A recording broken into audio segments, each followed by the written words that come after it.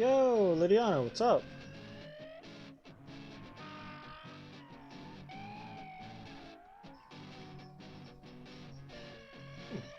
Why does that not show up in my chat? Or, oops, probably turn that off.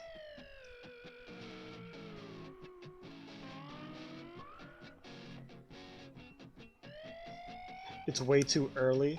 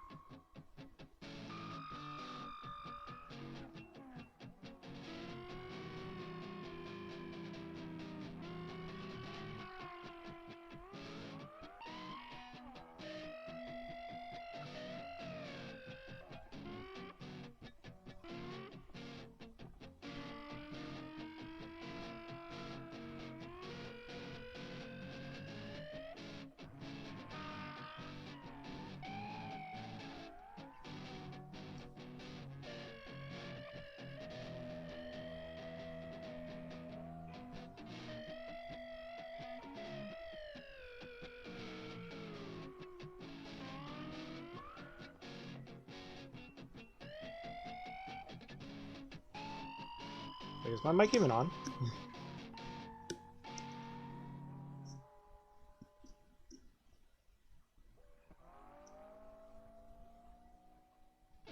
It's so annoying. I have no real way of testing this. I know Twitch likes to fuck with me sometimes and just make audio disappear.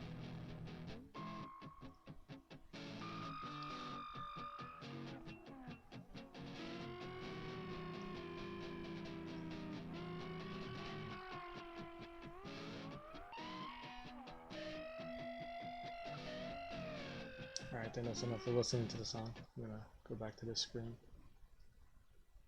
Unfortunately, that turns off the music. And you guys can't see what the hell I just did.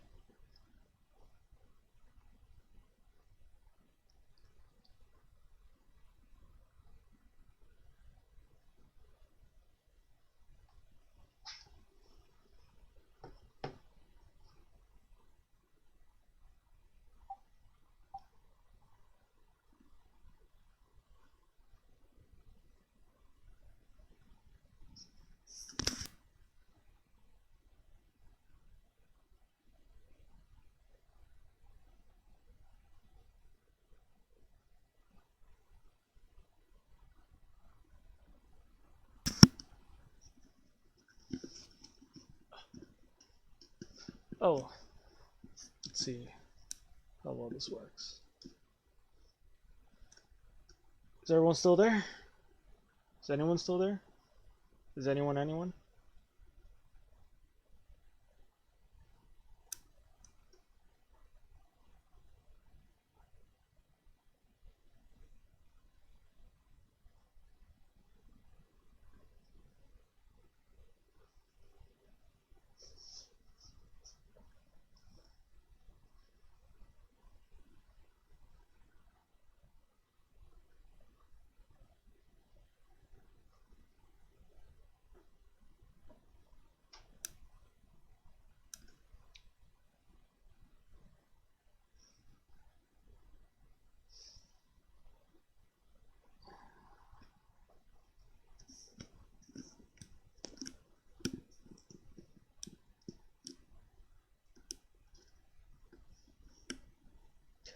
Yo!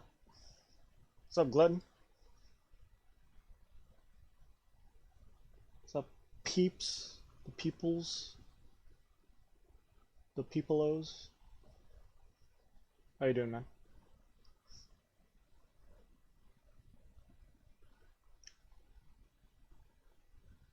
There's only 15 seconds left for the countdown. Yay. No, we gotta wait those whole 10 seconds so that all of my followers will show up.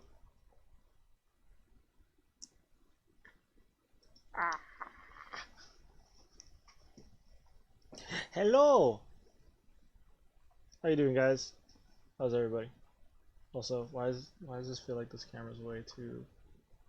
There we go, perfect. Right.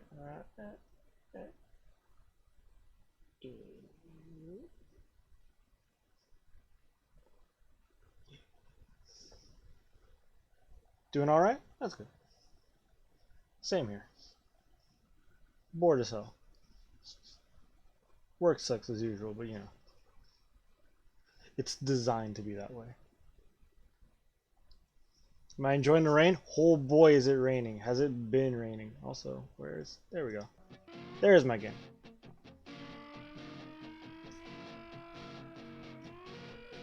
You know, considering where we live, it's nothing but rain all day, every day anyways, so it doesn't really fucking matter, but... Apparently there's a fucking tropical storm heading our way, which... I don't know. Don't really mean much. Tropical storms are fucking bitch ass. Supposedly, like, it'll only get as bad as, like, a Category 1 if it hits, which is fucking nothing.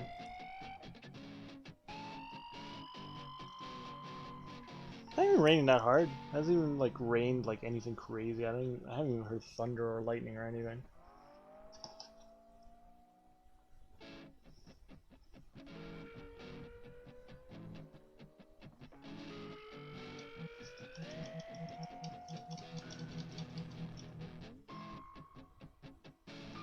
Let's see if I can mess around with the inputs.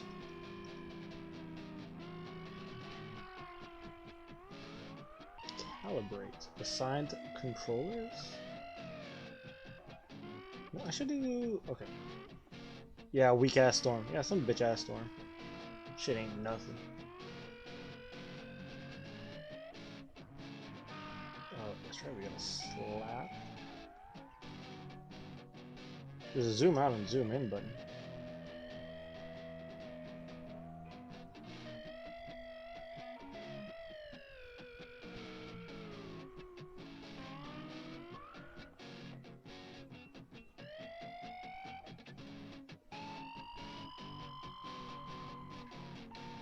You know, I really want to change the controls around, but I know if I do that, I'm just gonna fucking forget what all the controls do, and it's just gonna mess me up.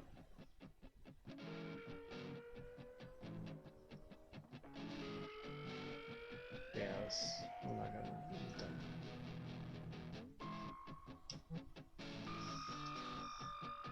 Like, I've tried doing that for so many games where I'm like, man, I really hate this control scheme, and then I change it, and I'm so used to the default control scheme that changing anything around just messes me up drastically, and it's like, okay, I guess I'll just play with the shitty control scheme.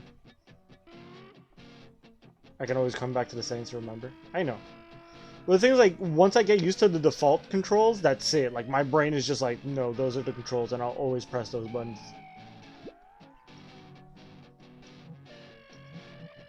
Ooh, when was the last time I saved? Autosaves. Yeah, let's go. Anyways, the controls aren't that bad. The only thing is, like, the menu is, like, a little, like, out of reach, and, well, the enter button's, like, right there. Okay, so...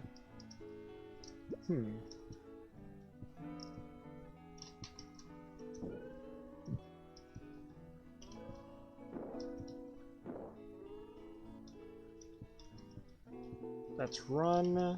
That's my dodge. Wait, will this guy let me through now? None may enter treasure room so long as I remain here.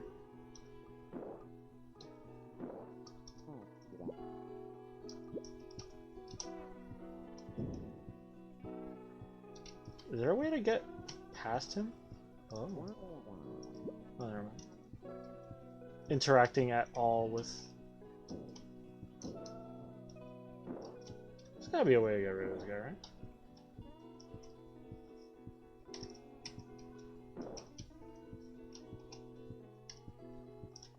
But yeah, like I was saying before, like control schemes, it's just like subconsciously. Also, let's move that fucking mouse out of the goddamn way. I just can't like subconsciously like record the default control scheme, and then I just can't forget it, and I'll keep pressing the buttons, and it'll mess me up in like key moments. Like in Devil May Cry, like I know a lot of people in Devil May Cry like change the controls for like, you know, where to put the gun button and all this other shit.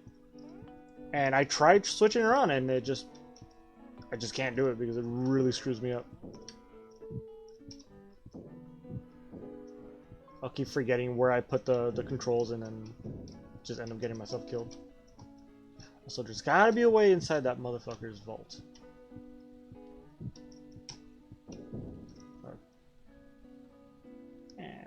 Or I can get used to this.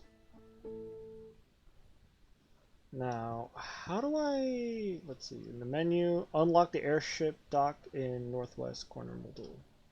Okay. We're unlocking the airship.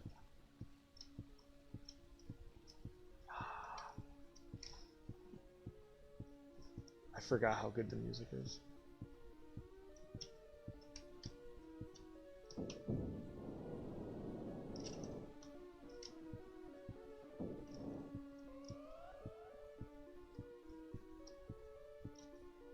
Also, the map for this world is so annoyingly big. Like, the map for the first game was so tiny compared to this, it's so hard to get used to this now.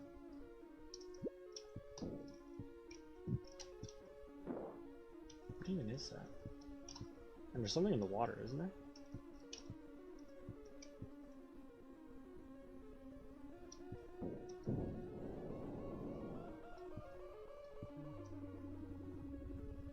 Cool. Yeah, man. Well, what you been up to? What has everyone been up to? Any new games you've been checking out? Any new movies, shows?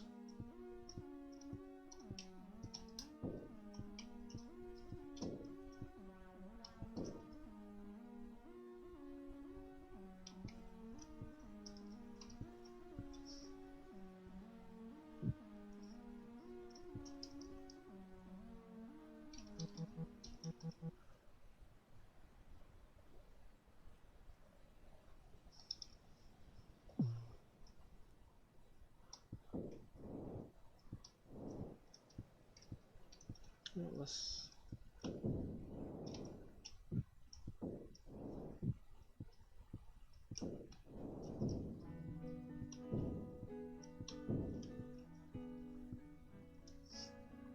Or any new music? Oh, by the way, yo, did you guys check out the new system?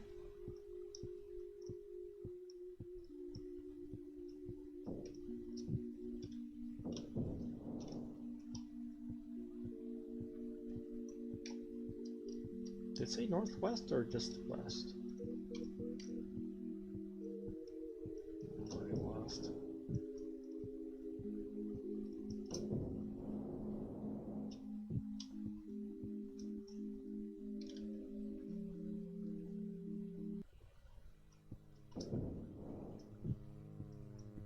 Oh, this is that place where those enemies kick the shit out of me.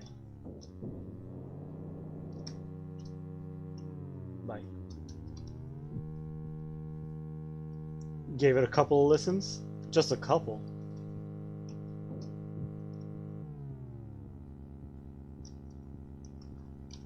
Yeah, I was fucking blown away by the fact that they even made a new album. Well, not a new album, it's just a couple of singles.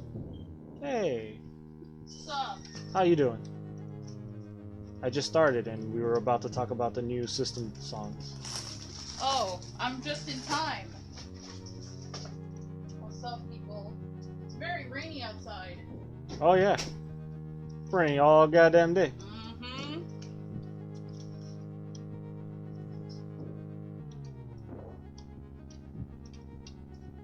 Yeah, then we went back to steal this album. Honestly, Steal This Album is probably like still my favorite.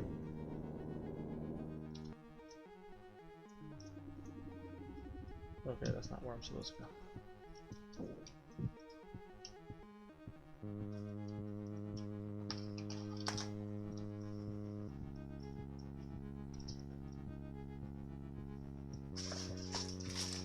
Ugh. 100%. 100% Steal This Album, best album.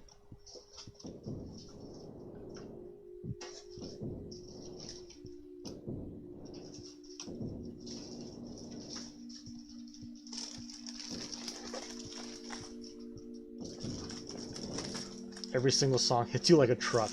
I know, right? It's like, from beginning to end, there's not a single song that I would want to skip. Hey, my therapy putty came in. Therapy putty? What's that for? It's to like build up strength in my hands. That's what I've been telling you to do. Yes, and now I have therapy putty. Is the different colors like different strengths? Yes. The soft one, this is literally the exact same one they were using in physical therapy. The extra soft one is like squeezing a rock. The extra soft? That's really? the extra soft one. It is like squeezing rocks. You probably just have really weak hand strength, and that's why, like, I am a little noodle arm. got noodle hands. This is my stream now. Got noodle fingers. Get out of the chair. Nah. You gotta play this game, though.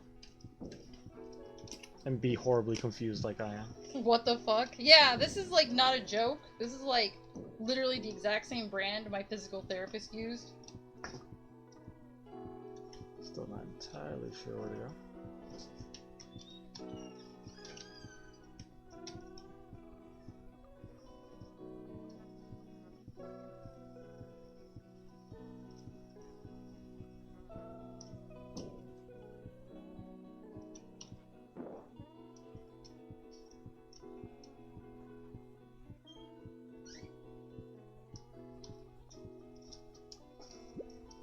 Ooh, okay, so that's how I get up here.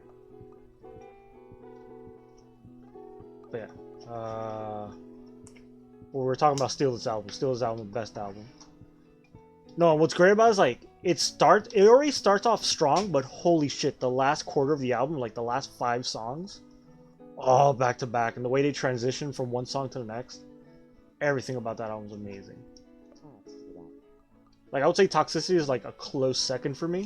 But Steal This Album, definitely my favorite album.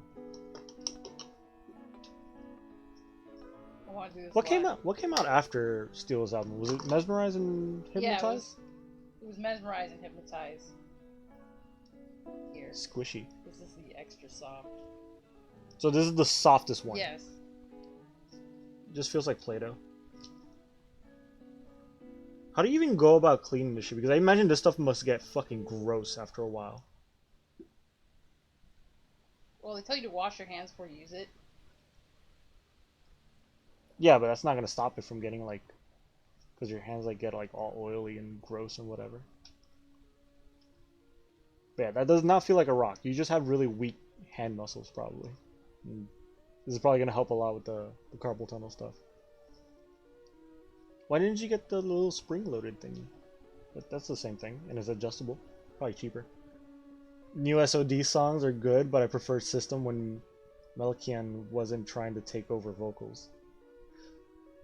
Yeah, you kind of. Yeah, it really shows that he's been like. By the way, what's up, Bearded? I'm sure you've been there the whole time, but since this is the first time I see you in chat, how you doing? Asking the important questions, what Vulture said. You know what? I don't know. The thing is, I like Malakian's voice a lot, so I kind of don't mind. Like, I love Surge's voice. Surge is like the best, and sure, like Surge is the lead singer, but every time Malakian jumps in with his backing vocals, it blows me away. But the fact that, like, yeah, I know exactly what you're talking about. Like, in later albums, you really see, like, heck, there's a couple of songs where it's just him singing, isn't it? Which they didn't really do in the earlier albums. But yeah, I agree because I feel like Surge should be the main voice of System, but Malakian has such a great voice that I really just don't mind him butting in whenever the fuck he feels like it.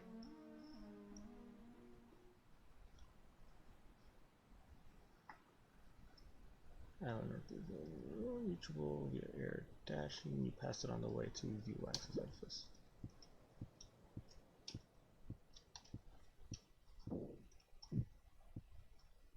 Yeah, which one is it? Yeah, because he sings. What were the name of the songs? The first one's called "Protect the Land," right? And then I can't remember the name of the other one.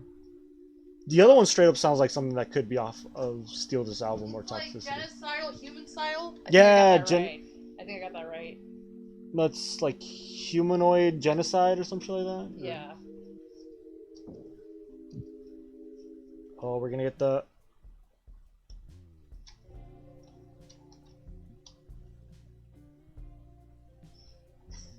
Oh, the music here is so fucking cool. Oh, this is... I love the visuals here.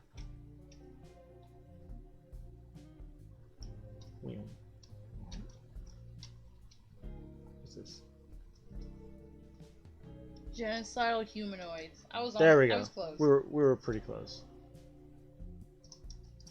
Does this thing shoot? Does it do anything? Well, guys, at least we know now. As long as people are still trying to commit genocide Stare. against the Armenians, there will be new System of a Down songs. Yes. Fucking... But what do you mean, Lydiana says stare? Are you staring at the game? Honestly, I could just do this. Sup, Lydia? And stop playing. Not even make any more progress, just be like, yeah. Yeah, what's up, Liddy?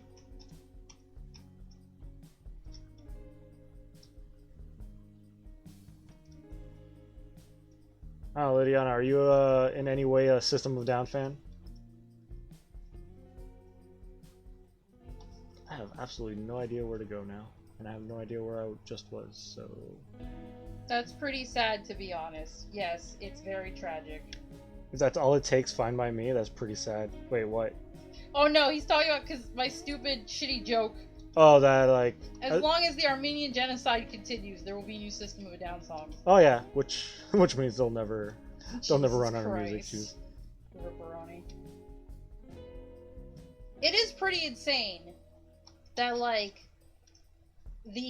I guess the actual Armenian genocide was like 100 years ago, and here we are 100 years later. Still at it. Still with this goddamn nonsense. Still dealing with the bullshit. I'm trying to figure out... Okay, I'm pretty sure this is where ViewVax was. Like, trying to get my bearings on where the fuck I am. Oh, there's a big old TV over there. What's that? Is that a TV?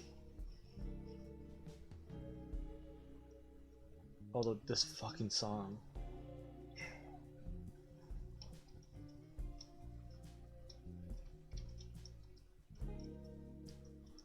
Oh.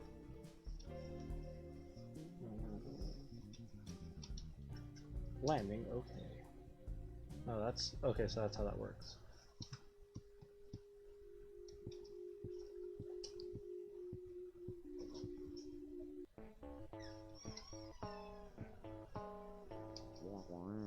Welcome, pilgrims. The monitor is just up these stairs.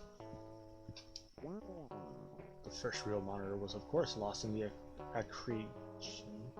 But via antennas, we approach its wave once again.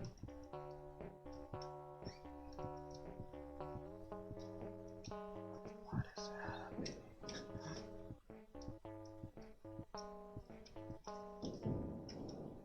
is this place? Oh, I can,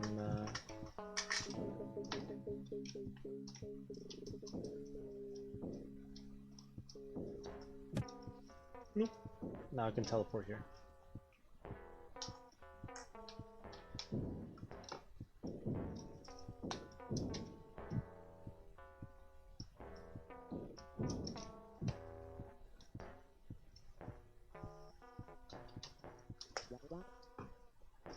Podcast towers boosted their power tenfold. Those magnificent spires were brought down, and the crisping of Amulam and the antennas were scattered across the land. Oh, that's a big ass antenna. Been collecting antennas, I see. I can take those off your hands. That's right, I've been given antennas. Oh, so that's what the antennas do. Current charge up, power tool. Bring more antennas to increase charge up's potency. Okay, I'll try. Thanks.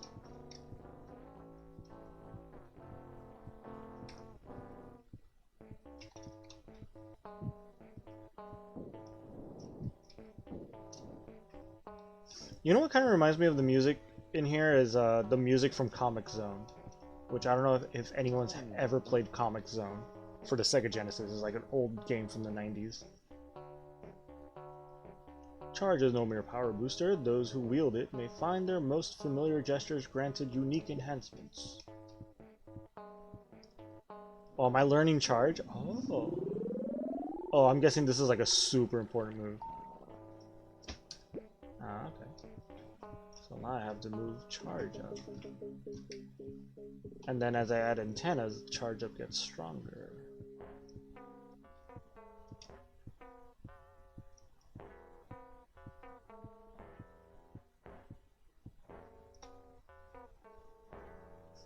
Was I supposed to just fall off like that?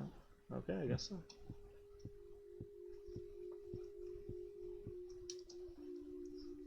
I think I heard you talk about that game before, not sure. I probably have. It's literally like one of my favorite games growing up as a little kid.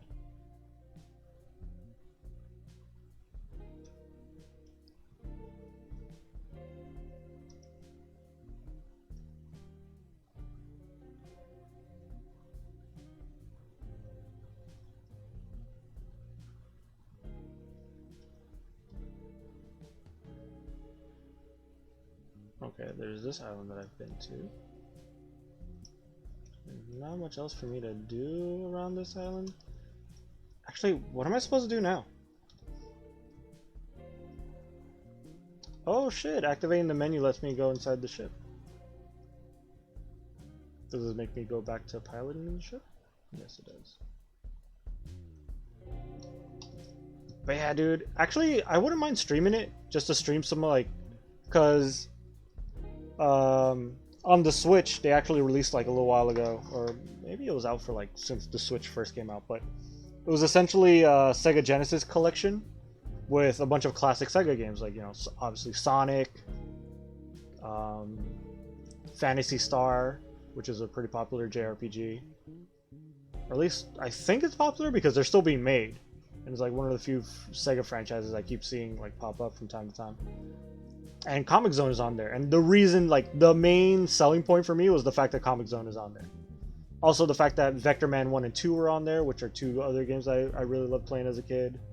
Sonic 1 and 2, which I fucking love Sonic.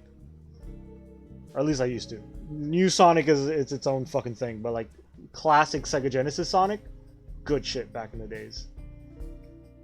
What else is on there? Vector Man, the Streets of Rage games, I think at least like the first 2, if not first 3. Shit like that. Hey, I played a little bit of I'm Scared, and I'm not sure it's a good game to stream. Why? Since it's a short game, I wouldn't mind doing it for like one stream.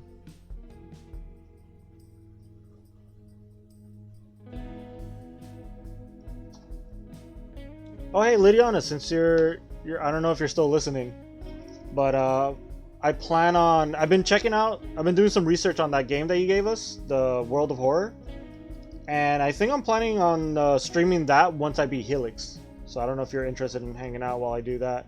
Maybe you can give me some tips on how to play the game. But it seems like it's different. I don't think there's any other game like it from what I've seen so far of like, I don't know, reviews of the game that I've looked up so far. But it doesn't seem that complicated. But it looks really cool. And I don't know if you know this about me, but I'm a huge Lovecraft fan. So the fact that it's like narratively inspired by Lovecraft stories, and I've only recently gotten into Junji Ito stories, and I fucking love his art style and his like storytelling. So the fact that they're mixing Lovecraft and Junji Ito into like a horror style game sounds amazing. Game likes to break the fourth wall, so you have to do things outside the game to progress. Really? Yeah, when I downloaded the game, it made me download like an extra file, like a little like folder where it's gonna do stuff. Well, like how fourth wall breaking? Like, is it gonna make me like type in your social security and we'll tell you like secrets or some shit kind of thing, or is it? Still early access, so it gets updated permanently. Oh, really? It's still in early access. Well, that's fine. I'm assuming it's finished enough that it's like worth a full playthrough, right? Because I did play another horror game like not that long ago that was in early access, and it was a pretty complete game. What was it called? House on the Hill? No. Oh, okay, weird. Well, it depends on like what kind of stuff it's gonna ask me to do. Because if it's gonna ask me to like log into like some shit where I have to give my personal information on stream, that'd be kind of a bad thing. But if it's just like, oh, go into Google and type in I'm scared rule 34 or some shit to fuck with me or something, I don't know. Yeah, it's just getting better. Okay, sounds cool. Yeah, I've been kind of like looking into like at gameplay to see like what kind of game it is, and it looks really interesting. I might play the demo. Well, not the demo, because I know there's 3 difficulties where the first difficulty is technically like a tutorial level. So I'll probably just play that just so I know like how to play the game. And then I'll stream the next difficulty, which is, from what I've been told, like first difficulty is its tutorial level, and then the second difficulty is the actual game, like the main story. And then the third difficulty is just like kind of like a randomly generated story mode, so you could just replay to give the game replayability. So I'll probably, like I said, play level 1 off stream just so I could learn how to play it, and then I'll play the main story mode on stream, and that'll be like the next thing I stream after I finish Helix. Kinda, yeah? Okay.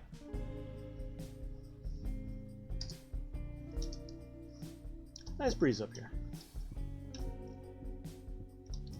Oh, can I just jump off the ship? Yes, I can. Oh, what happens if I just jump the fuck off the ship? Oh, no, it just puts me back in the ship. Okay. I was expecting it to be like, oh, like you ended up in like some random island or some shit. Okay. Water cooler. I still have a water bottle, right?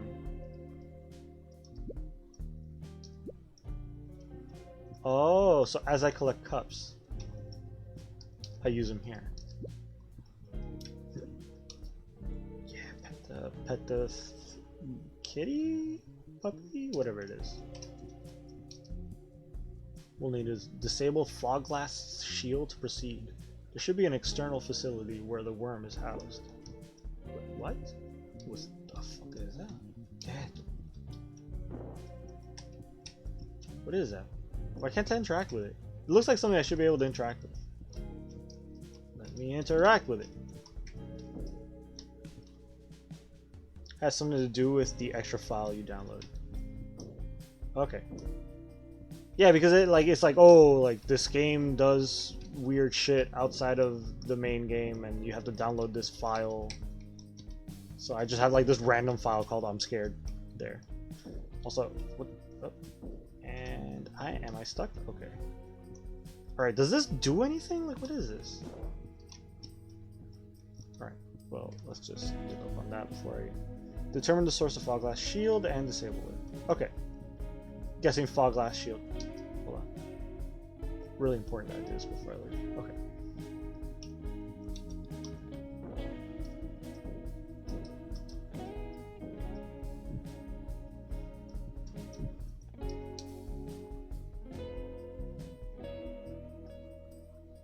Also, how long of a game is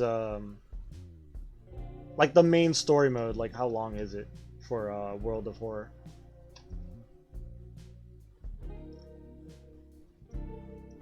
It looks like there's only like a few main islands. There's the main island.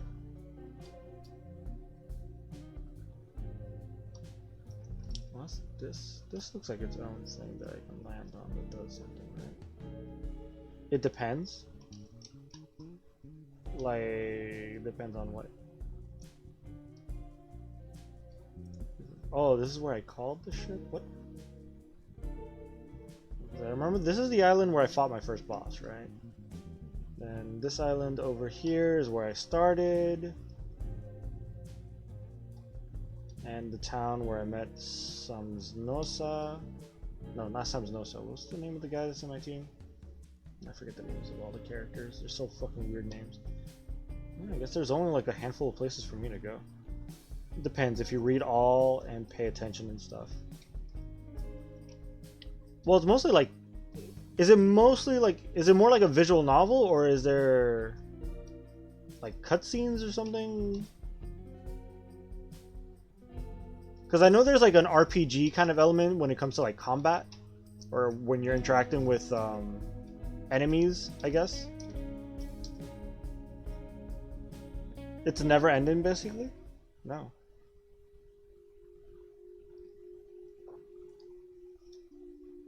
Well, there's got to be like a there's got to be like a goal that you reach, and then the game's like, oh, you reached the goal, you beat the thing.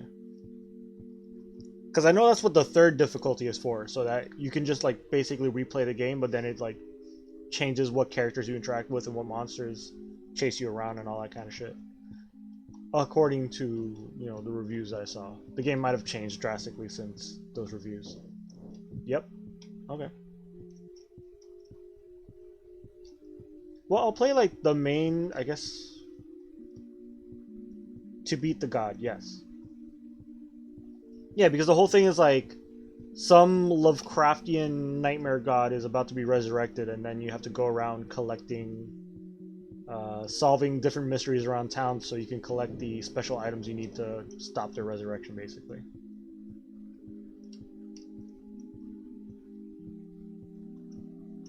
And like the, I guess, quote-unquote normal difficulty is the main story, and then the other ones is just like, here's like a random god. You can unlock stuff, there are new mysteries, multiple gods.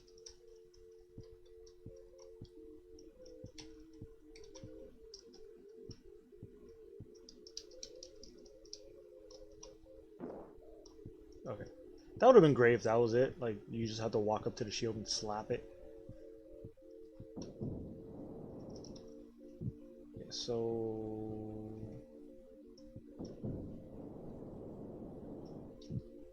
what am I supposed to do? Determine the source of Foglast's shield and disable it.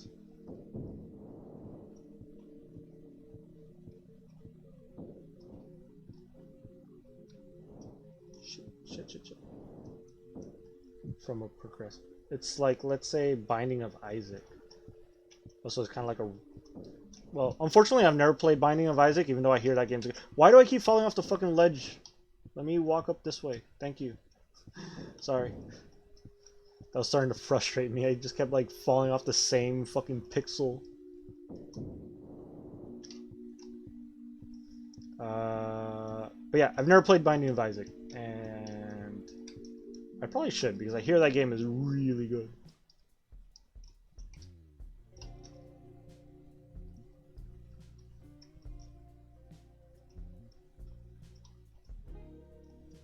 Alright, I'm kind of lost in what I need to be doing. So I'm assuming this is the Foglast shield.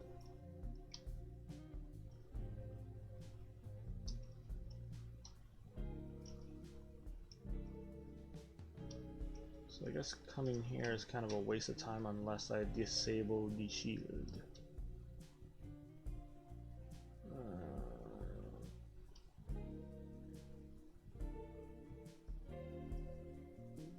Well, there's another weird little like castle thing over here which I could probably explore. There's this thing, whatever that is. The fuck is this?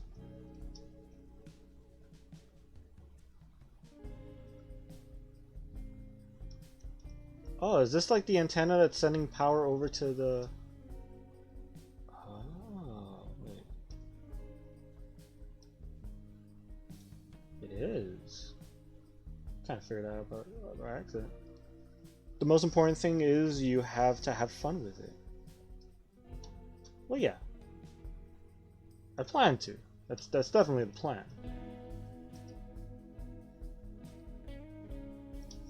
No, I'm sure I will.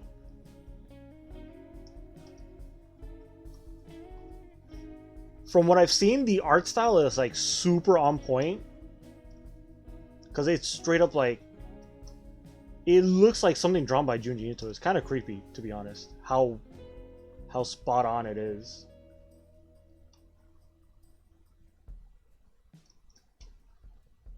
Where's the other one coming from? Okay, I think I see the other antenna over there.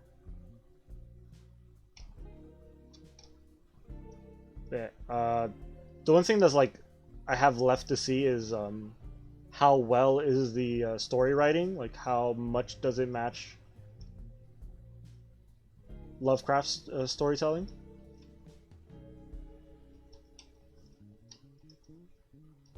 Hopefully minus the racism.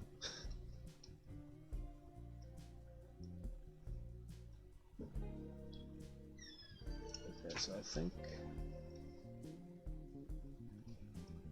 I'm on the right track here, right? This is the island I need to go to. That's the antenna.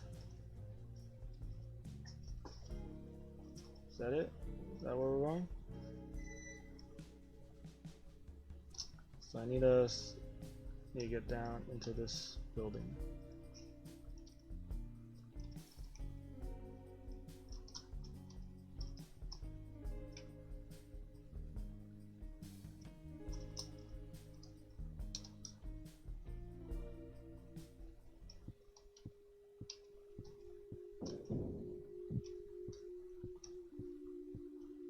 Alright, new town. Let's see. Hello. Okay.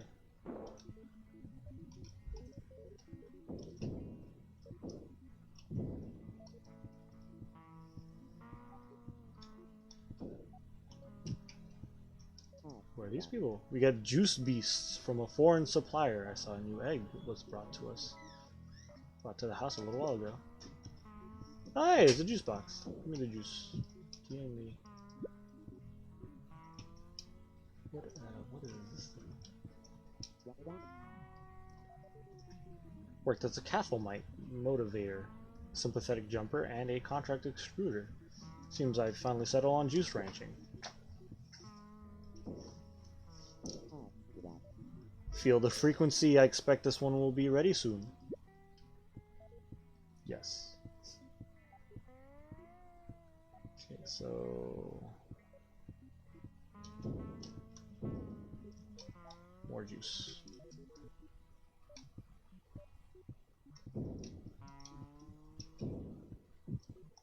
Okay, expect any of these guys to tell me anything of any grand value.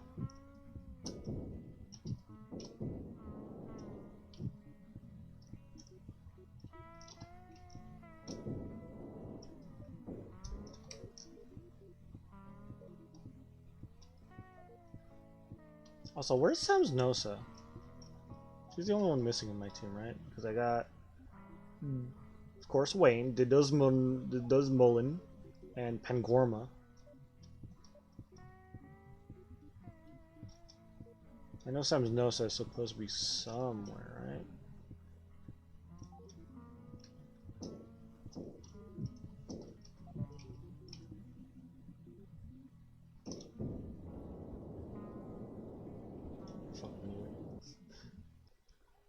Never mind, that didn't do shit.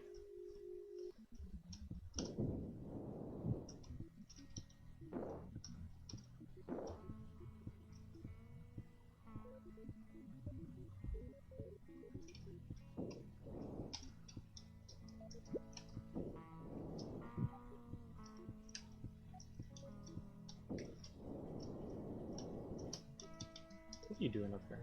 So where do we get visitors here? We're reserved this commemorative garment. Go on, take it. Got the rancher poncho. There's a where's Sam's no sign? Paws will fall if the holes aren't in the right depth.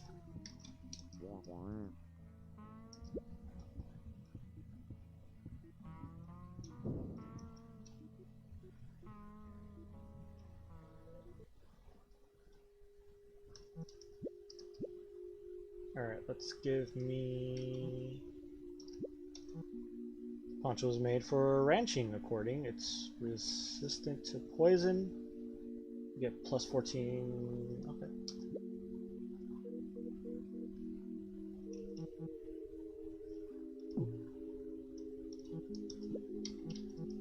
I think he's the only one that's, What do boots do again? Give me more flesh and more speed.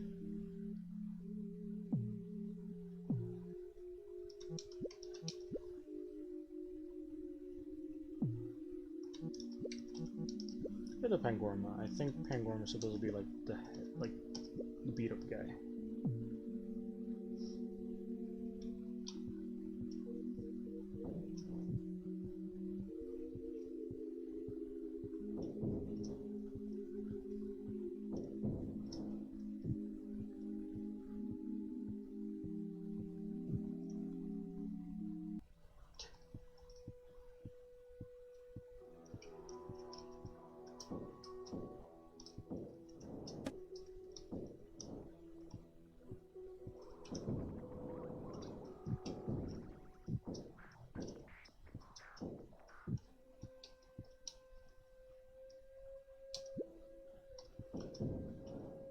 Okay.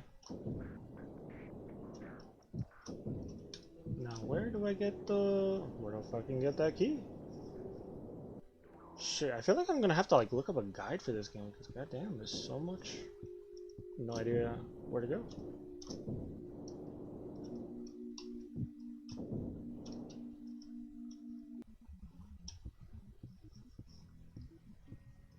There's gotta be something in this town that I missed.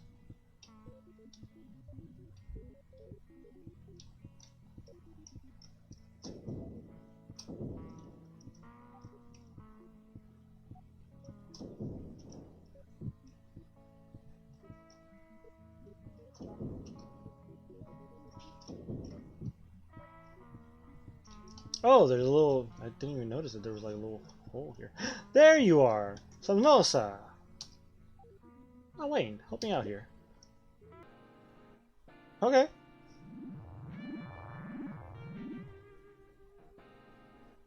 Alright, that's cool. I just showed up and you're already stunning my guys. Alright, who... Okay, I haven't met any of these fucking enemies yet. Where's my Chester? Charge up? Perish?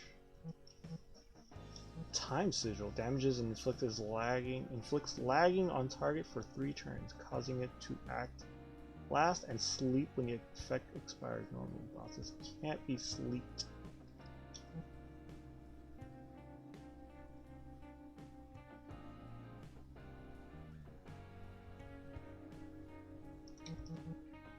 Grants charge status, integral abilities, dissolution, foam armor, etc. Gain enhancements. Sure.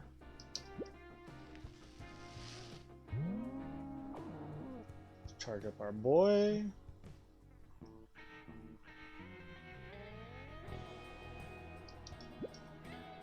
Wayne can probably do...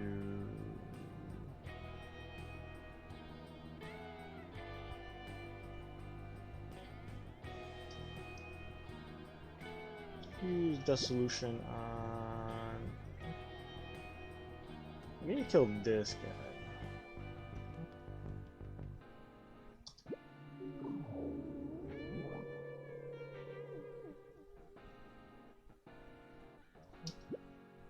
Alright, what does she know? Wave Artifice.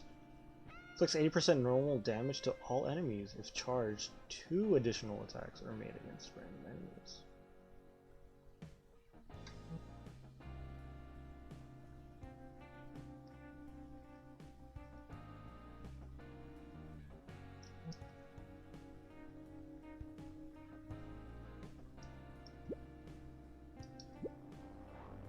Yeah.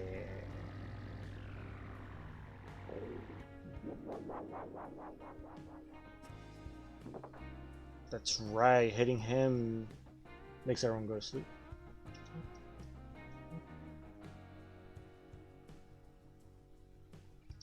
Okay, so that means I can kill this guy. Should I kill this guy? Yeah, let's kill this guy.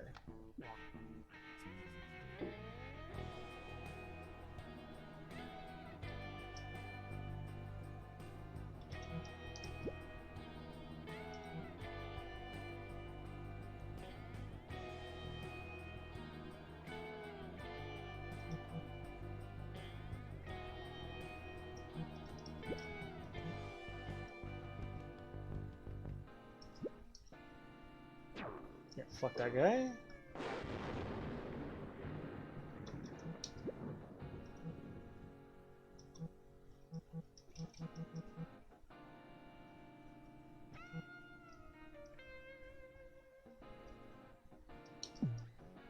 Ooh, I don't have enough to do the wave again. Ooh.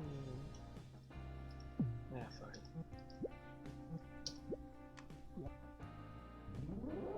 Ah, what was that? Forgot about that move. Ah, stop it.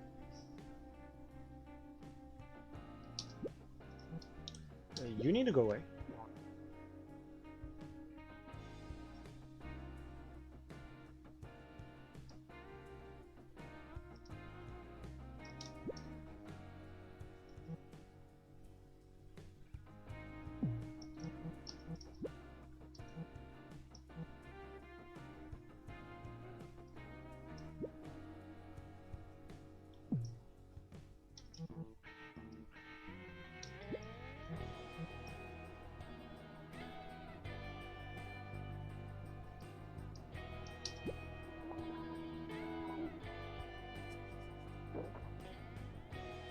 Oh no!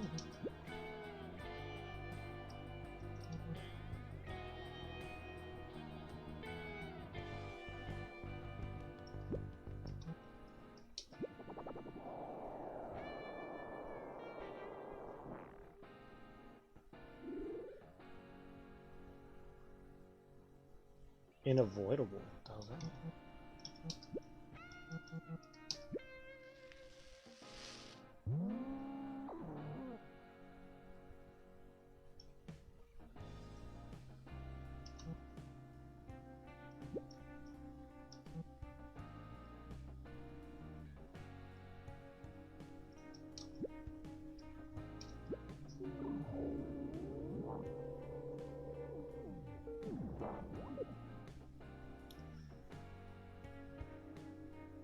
That was a big ouch.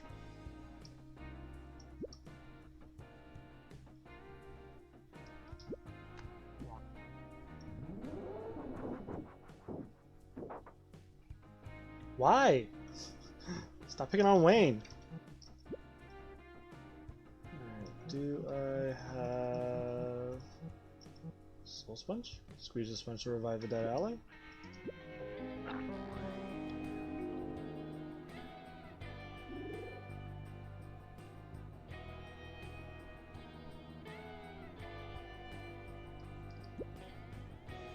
Alright, he has Unavoidable, which I'm guessing that's like a counter move.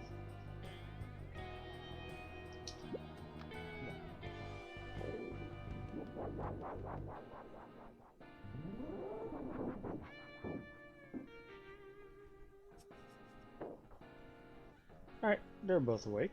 It's nice.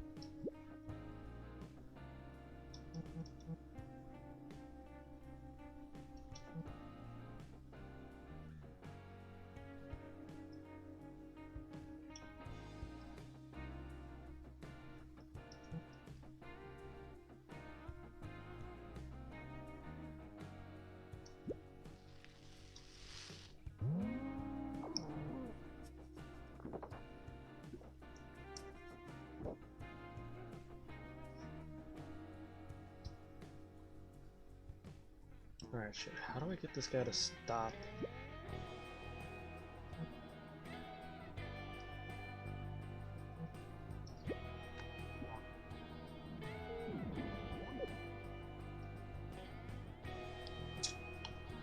Okay. Do the wave. That sounds like a good move. Oh, that's right, I don't fucking have it.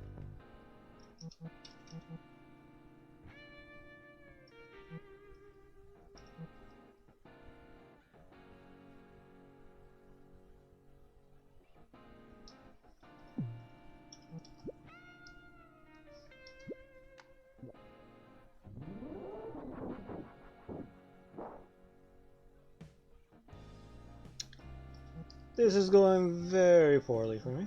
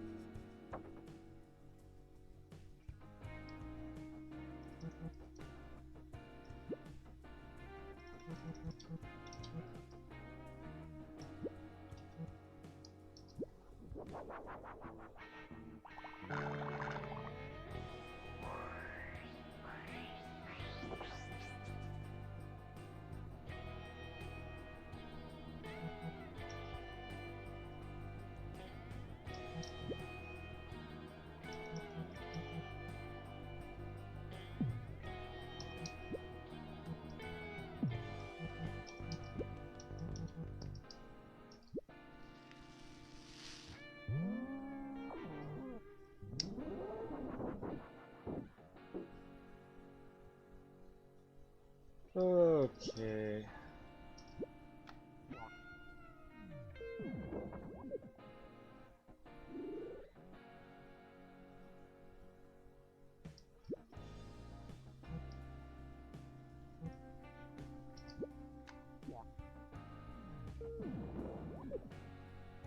Cool. This is going very poorly for me. Okay, he's dead.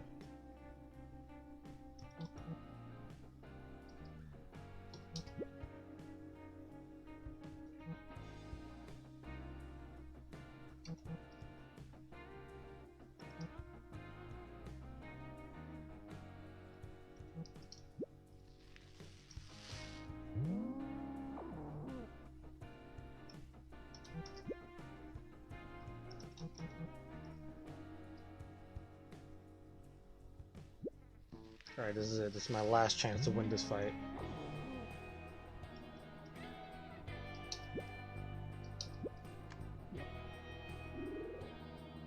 And I lost.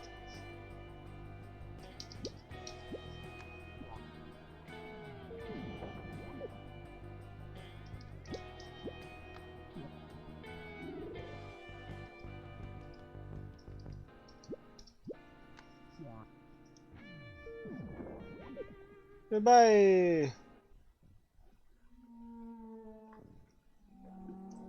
God, what an annoying enemy type.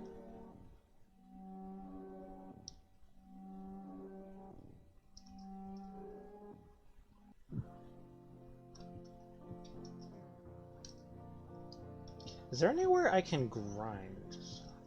I'm really wondering. Well...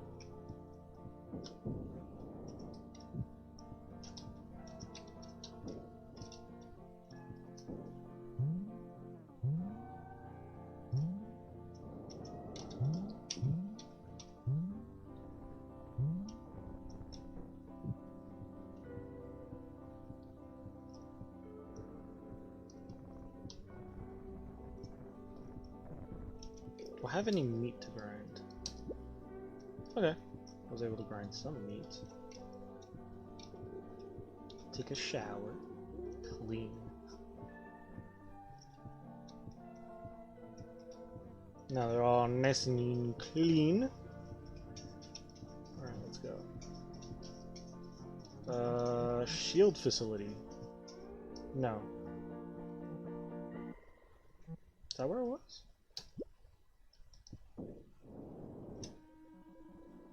Bye. No, wait. Wait, I wasn't... Oh, yes, I was. Alright, let's get our... let's go find some Nosa again.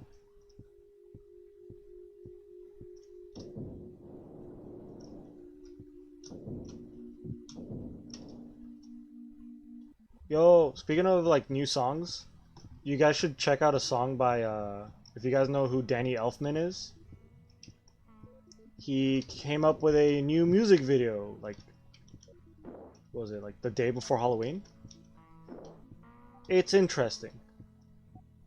If you don't know who Danny Elfman is, he's the I'm pretty sure he's the voice for Jack Skellington in Nightmare Before Christmas, and he also was the guy who wrote a lot of the music for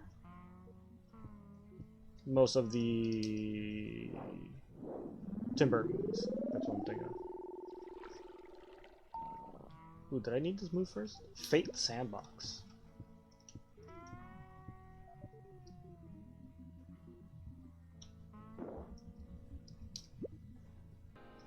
Alright, let's try again. Fuck. Ah, shit. Already getting my ass kicked.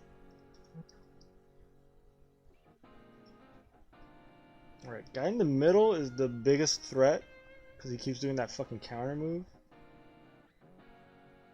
And sleep guy on the right is kind of a problem too. What does this do? Fate Sandbox. Target ally becomes immune to negative statuses for 3 turns, ineffective against stun status. Hey! Seroquel the Cyndaquil. Nice name. Didn't he make the main theme from The Simpsons too? Did he really? I don't know enough about I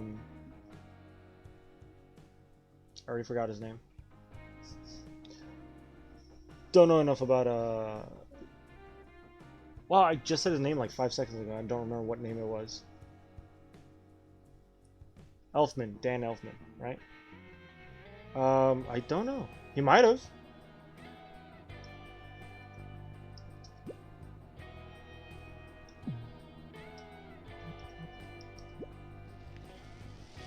But yeah, he has a new music video called Happy. It is really interesting.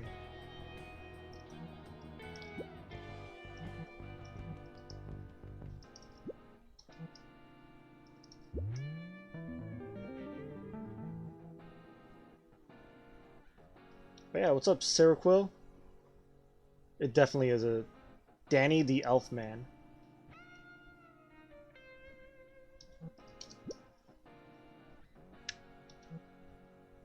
Wave. Ah. Time sigil. Oh, now I don't have to learn the moves when I get a new team member. They just learn it automatically. Well, this is my last team. Just playing Pokemon as a Cyndaquil will. I'm doing alright, man. Or woman. Or should I say just dude? We'll check that out. It's a fucking fun video, Informal.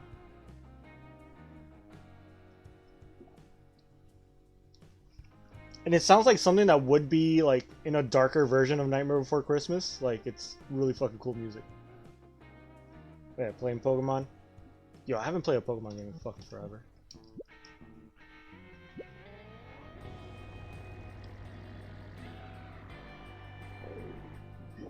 There we go. He's gonna put everyone to sleep.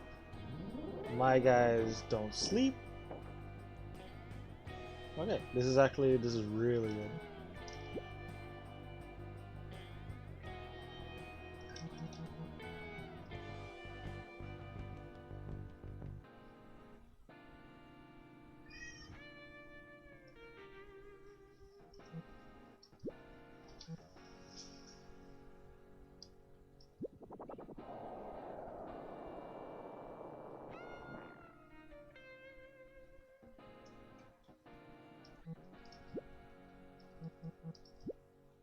Right, I really want to get rid of this guy.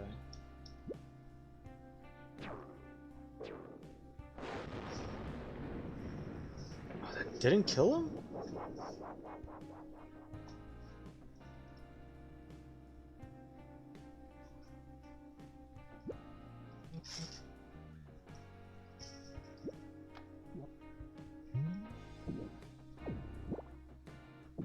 Why? I can't do it twice, I don't have enough mana. This sucks. Okay.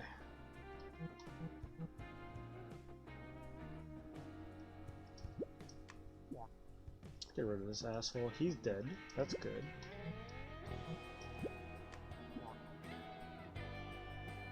Will?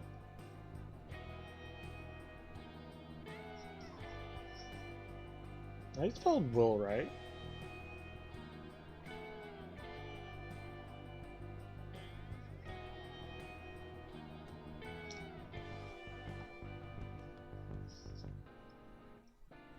Called it mana. Oh yeah. True. Technically in this game. I called it mana because that's technically what it is. Flesh is basically HP, will is mana. But yeah, you're right. It's not enough will. My character's just... Samsnosa just doesn't have enough will to cast, whatever. What a jerk. I do like the fact that they, like, called all the stats, like, ridiculously weird shit. Kill this guy. Oh, please die. And I like the fact that you get your will back from drinking juice. Okay, what should I do here? Mason Lindroth is a pretty cool dude. Yeah, I played through all of the first one a little while back on my channel. Like, well, by a little while back, I literally mean like the week before I started playing this one. By the way, quick question, since I'm assuming you know more about this game than I do. Did Mason Lindroth also write the music himself, or was the music composed by someone else? Because I really dig the music. The music is fucking amazing. The music is actually what got me interested in playing this game in the first place, to be honest.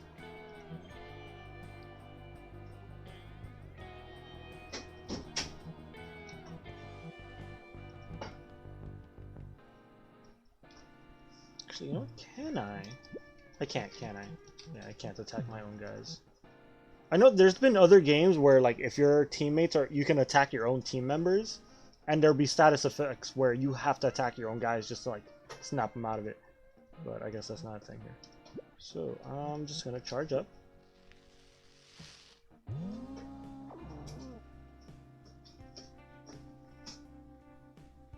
So far, everyone is just sleepy. Let's just pop. This guy's gonna wake up. He's gonna do some bullshit.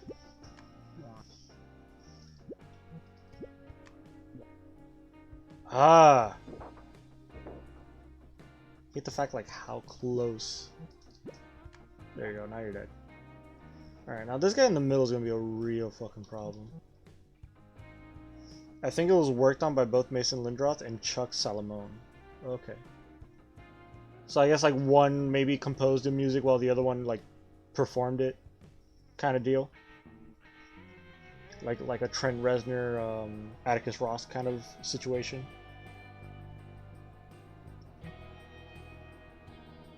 But yeah, whoever wrote this music, especially for the second one, I really fucking love it. Yeah. It's funny, I completely discovered this game absolutely by accident. I saw like a YouTube video where it's like, oh, a trailer for Helix 2, and I was like, what the fuck is this? This thumbnail looks fucking bizarre. So I just clicked it, and first of all, the visuals, like, just look at this fucking game. It's so trippy. And the music that was playing during the trailer was like, I need to hear more of that music. That music is so fucking cool. And then I looked up the soundtrack for the game, and I legitimately like just listened to the soundtrack. All the sweet guitar stuff is probably Chuck. Makes sense because there's not a lot of that in the first game. Everything else is probably more Mason. Makes sense.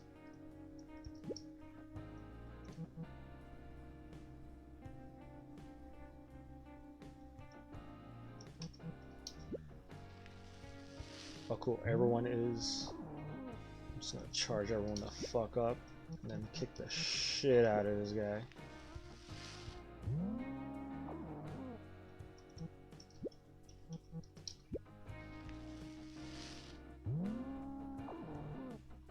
Alright, here we go. Actually, can I gesture this guy with something? Dissolution. Will that wake him up? Yeah, it did. Alright, do you have any sigils that I can use? Whatever. Snap should deal a fuck ton of damage. What about you? Time sigil. They have a Discord if you have any questions, and they're very nice. Whoa. That sounds really cool.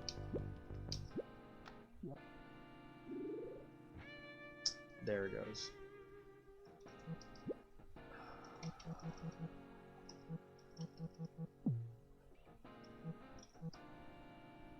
If I don't attack, do I lose my charge? Yeah, I do. Shit.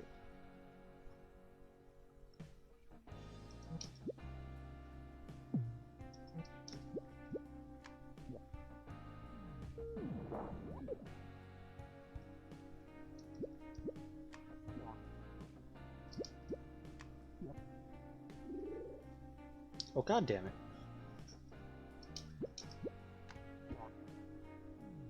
Yeah, he just straight up blocks the entire attack. Doesn't matter. Next turn. You're dead. Bye-bye. Get fucked. Oh crap, Alex Trebek. What? What? You're kidding me. Alex Trebek died today? The Jeopardy guy. Yes, he died today.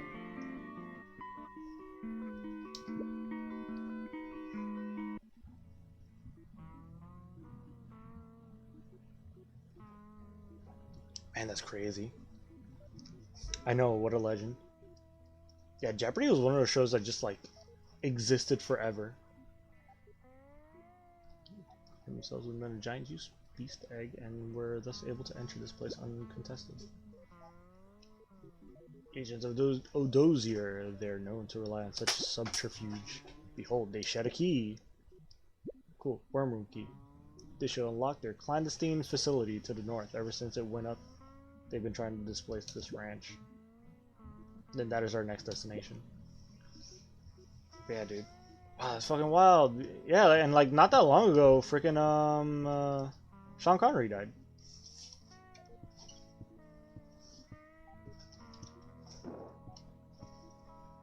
God, so many celebrities have just been dropping dead like these past few years.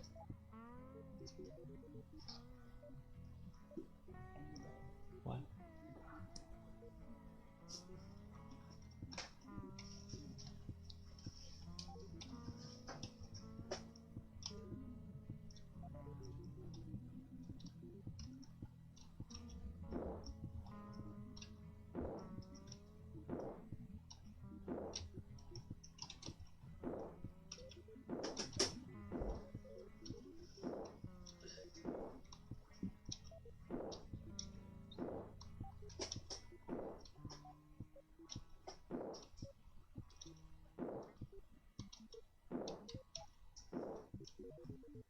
Man, but what a fucking, like, it's kind of a coincidence because, like, right after Sean Connery died, you know, like, there's that famous SNL skit where it's Sean Connery basically just absolutely harassing the shit out of Alex Trebek.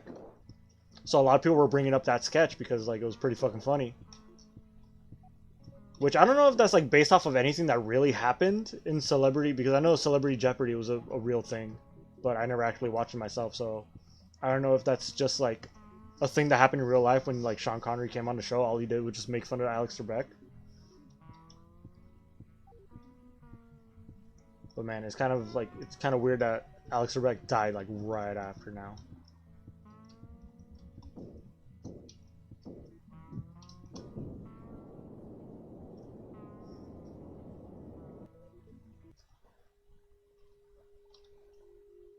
Is everyone at full? Everyone's full everything. Cool.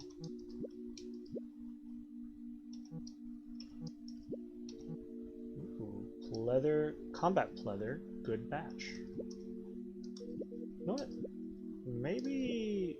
Who has the better will? Right? Or flesh. Power is 19.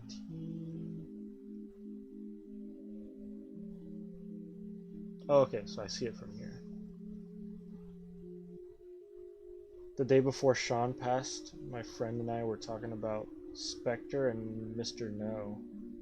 And then we got slammed with the news the next day. Wow, damn, what are the odds?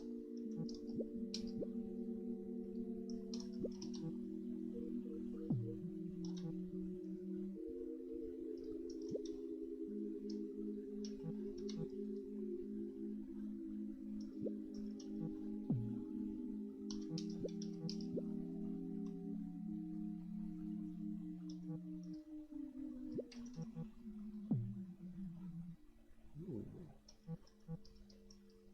25 will, this is just... Punches are made for ranching accordingly, it's resistant to poison, extra flesh, and extra speed.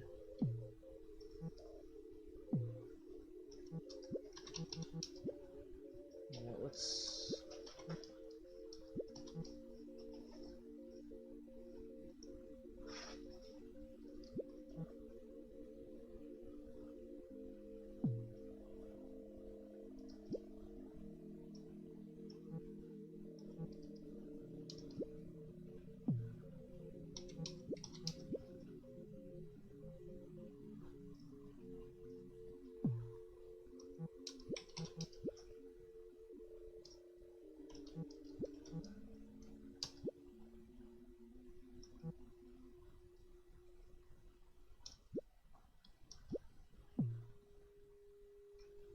Alright, I think that's as good as... Wait.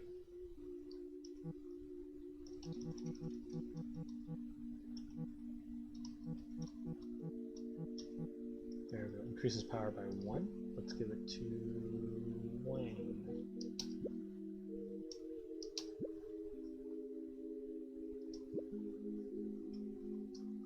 That's interesting.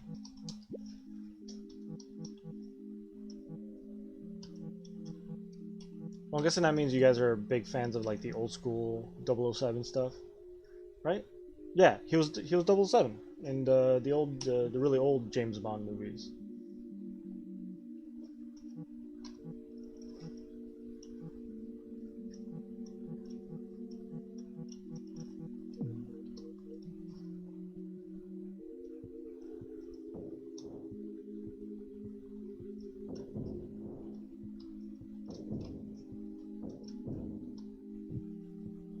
What a weird fucking, like, the past couple of years have been fucking nuts. We lost David Bowie, we lost fucking...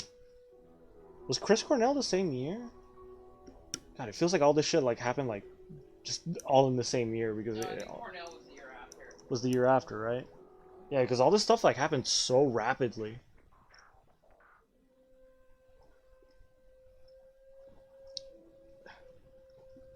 Chester Bennington was like right after that. No, Chester was first, wasn't it? No, Chris was first. Ah, Chris Cornell was first and then Chester Bennington.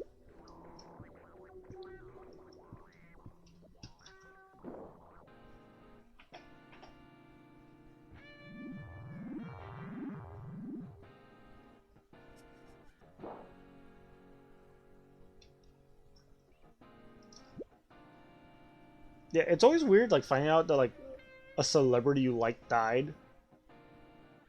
Because, you know, it's like, you don't know them personally, and they don't even know who, like, they don't know you. Like, when Chris Cornell died, like, I know he, like, he didn't know who the fuck I was. I only saw him live once, and I almost missed it because I showed up late, because technically I was there to see Nine Inch Nails. Soundgarden was opening for them, and I saw, like, the last couple of songs that they performed, which I'm so glad I did, because that was, like, the year right before he died. But it's so weird, like, how impactful, like, the death of a complete stranger can be. But just because, like, it's someone who's, like, you know, I fucking listened to their music, or appreciated their art, or watched whatever show they were known for. Heck, like, one that really kind of screwed me up was when Robin Williams died. Because that was a guy I grew up watching. Like, he was almost in every movie I fucking watched as a little kid.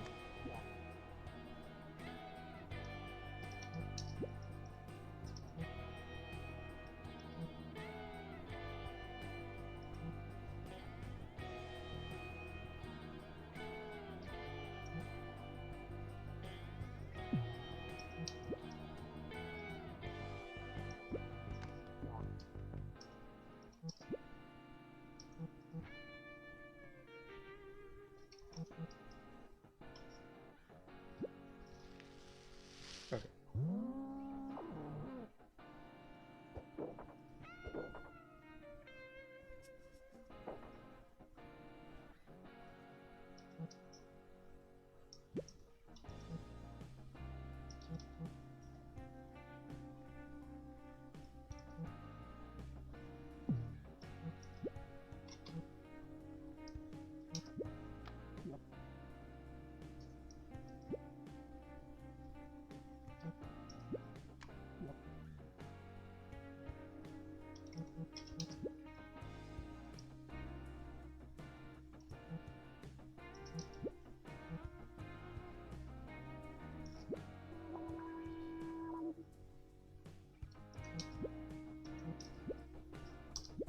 This should kill him.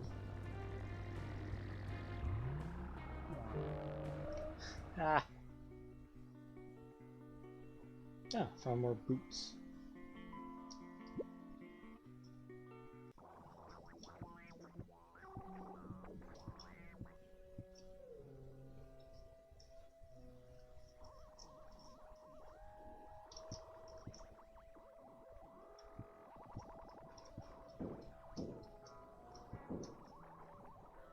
Okay, there's no like higher level.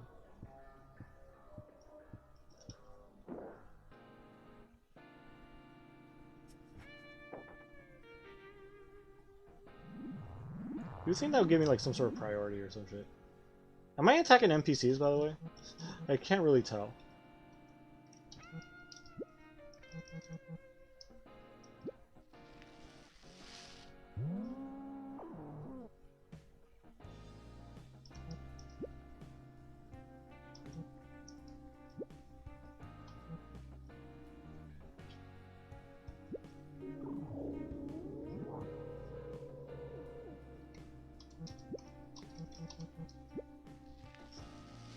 So what latest systems do I own or play? Got a handful. Got my PS4 and my Nintendo Switch. I still have my GameCube. I still have my, well, I don't know if I can count my 360 because it's busted right now. The CD tray won't open, so I kind of renders the whole thing useless because now I can't put games in it and play it. What else do I have? My 3DS. And I still have my Wii.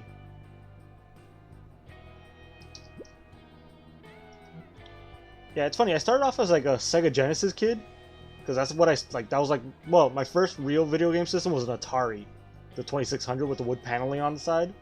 And the big fucking clunky joystick. And then my parents bought me a Sega Genesis. And for like the longest time, that's like all I had until I got an N64. And then from then on, it's just been Nintendo consoles back to back.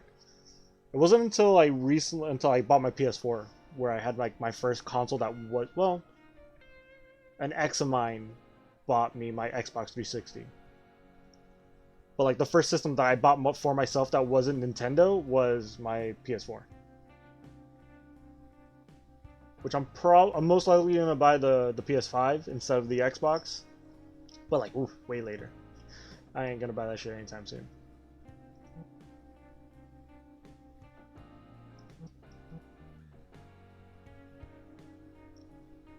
Still have oh, you have the Switch Lite and a new 3DS XL. Fuck. Oh, you have a Game Boy Advance. There's some good shit on that thing. And Oculus Quest. I'm dying to get my hands on some VR shit because I have a few games that can be played in VR. It's just that, you know, that shit costs money.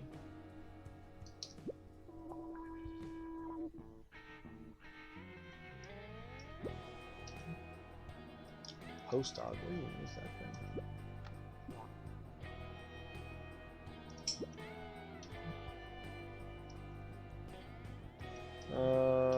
Whatever that is, I want it to die, so.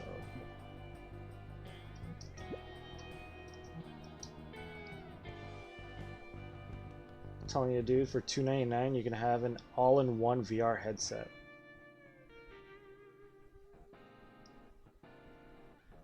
Well, now that I've I literally just recently got into playing like PC games, which is why I'm playing this.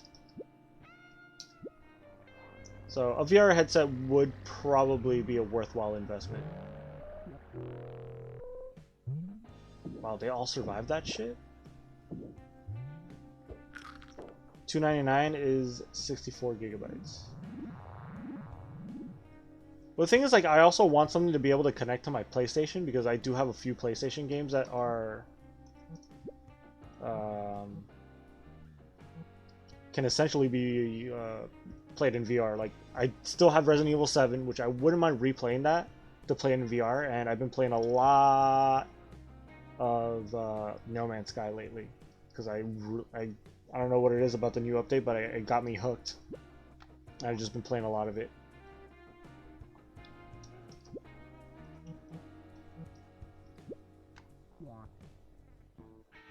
Oculus Link cable? Oh, so you could just hook it up to the PlayStation? If that's the case, then might be worth it. Might buy that instead of buying a. That's a lot of damage. Instead of buying a what you call it, PS5.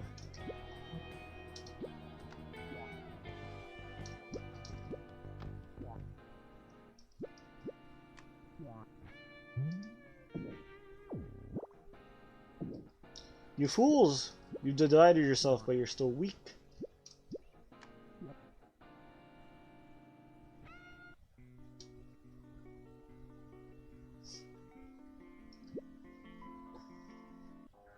Wait, you want to hook it up to a PS4? I thought you wanted to hook it up to PC games. Oh, yeah. Yeah, I'm pretty sure that, like, the Oculus is made to hook up to a PC just fine. Creature clenches furiously. Yeah, I assume that the Oculus is mostly made for playing PC games, but I would want to use it to play PlayStation games because I don't want to buy 2 different VR sets just so I could play PC and then also play. I'm assuming there is one, right? There's got to be like a VR set that you can hook up to a home console and also hook up to a PC console. Well, to a PC.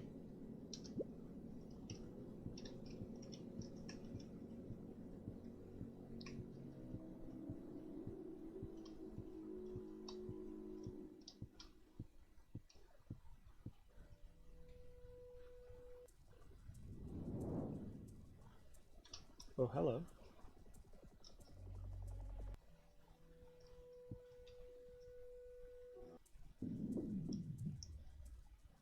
Okay.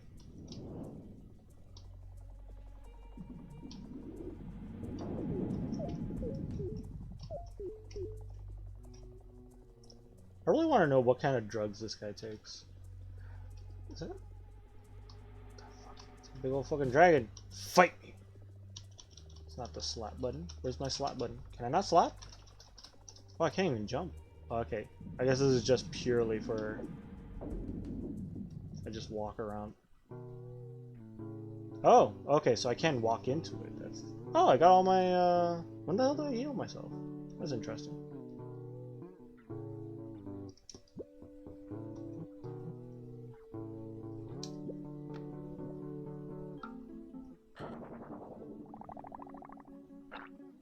Ew, what was that?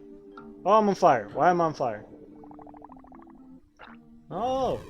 Stop that.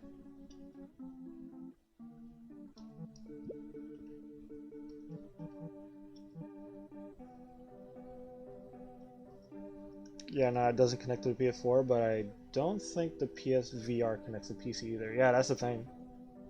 So if I would want to play like VR games on my PlayStation, which I have a few games that are compatible with VR, I would need to then buy a separate VR system to then play PC games, which no, fuck that. Like, I buy one or I don't buy any.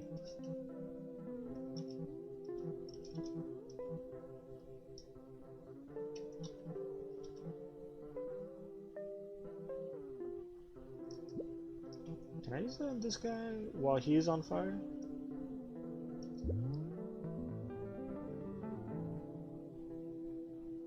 Okay, cool. So it automatically cures his shit.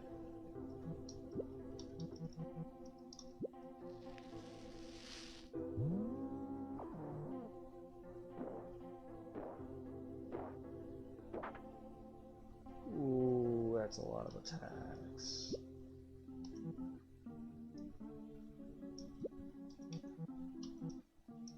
Time sigil on you.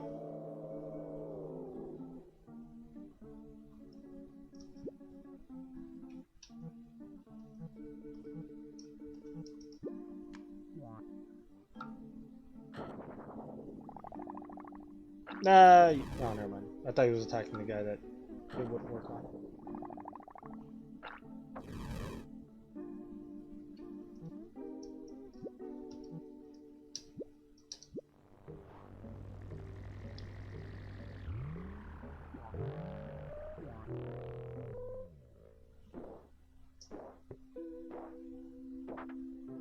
I really need a fucking, like, a group heal attack of some kind.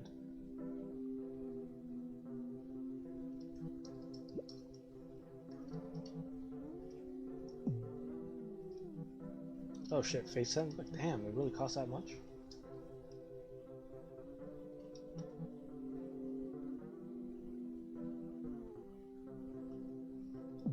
Alright, well in that case...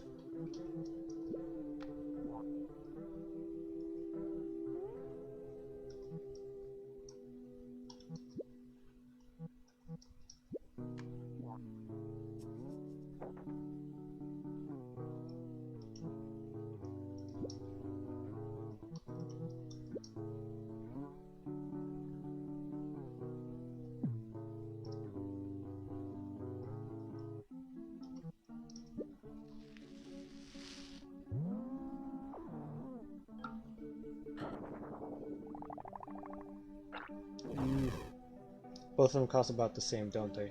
I assume. It's VR, that's just gonna be expensive.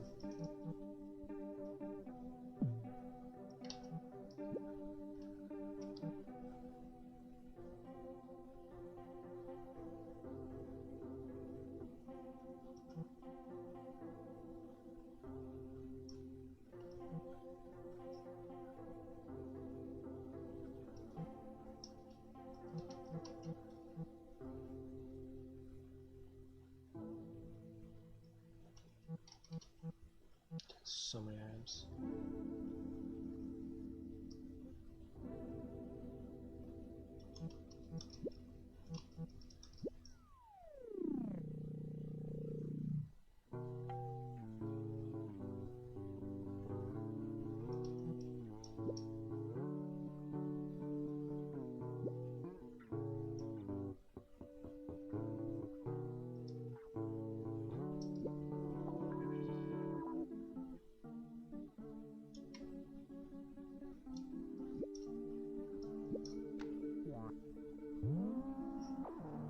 Uh-oh. Good thing I charged him up. This should kill you. This has to kill. Yeah.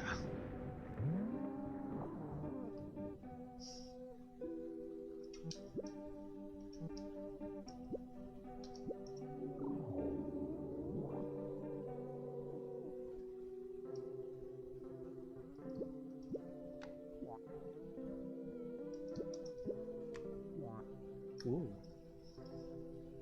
It's a hard sell, but like I can tell you from my experience, I enjoy the console for its casual use. Like I'm not gonna sit here and tell you, oh, go buy it because it's good for YouTube, it's good for Netflix because you do it on basically anything, but obviously I'm not gonna buy things like Beat Saber and maybe Super Hot VR, who knows what else, but I believe that this is a step in the right direction for VR and I don't want to miss the boat, so yeah, it really does feel that way. It really does feel that like VR is definitely becoming like a more viable, because before like VR was like this like absolutely like sci-fi idea, like there was no way that VR was going to be viable.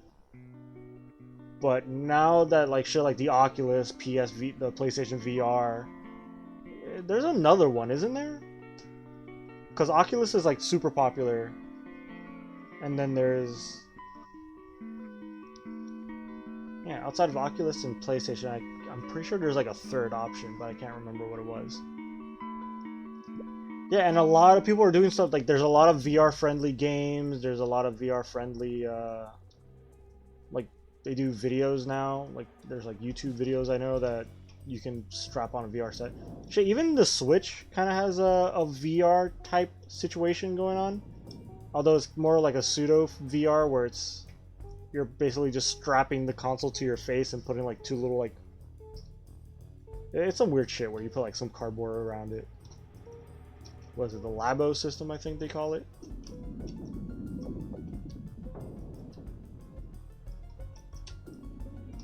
Right. Want those coins.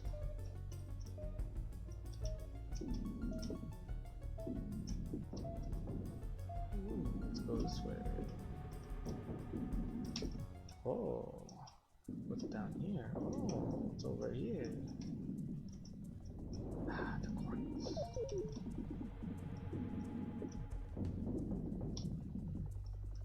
Bro, I'm loving this game, but it's making my goddamn head hurt. But like in a good way.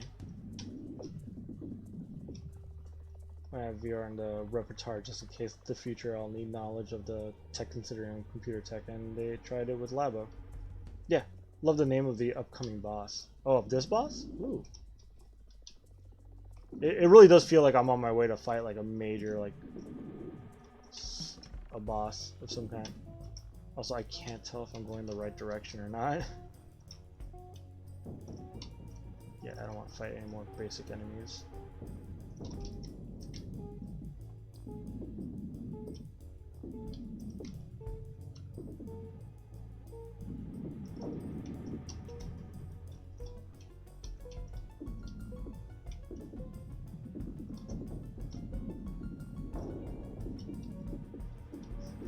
Yo, this level, like, what the fuck? Oh, hey! It's, no! Go away! Go away! Go away! Don't fight! Shit! Ah, shit. Whoa, I get all my health back. Oh, okay, that's cool. I regenerate all my health and mana, will. So that's good.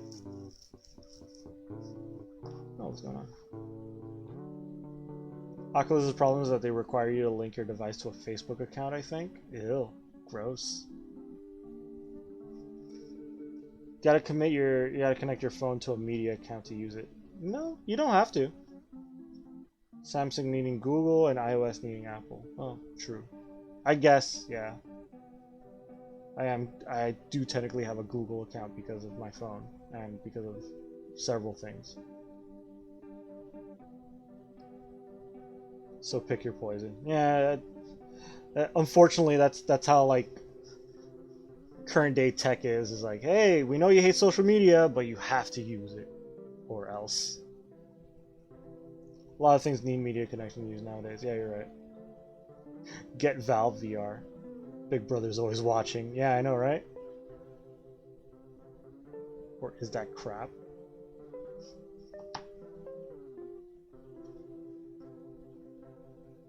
Just turn it.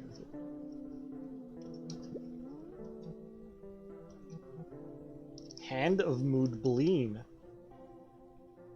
That's an interesting name. What should I even use on these guys?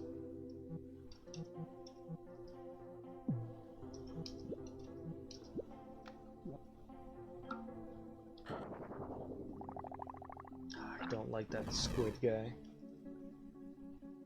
The only way that Big Brother isn't going to watch it is if you live in a mud hut and you have no technology and you rely solely on paper money. It's not impossible to be out of their sight. True.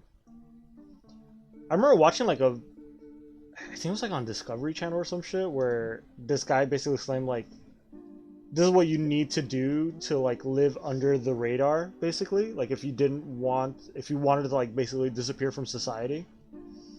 And you have to go through like all these ridiculous like situations to be able to like not disappear, not even with GPS and satellite imaging. True, yeah, satellites could just spot you from wherever. It doesn't really matter.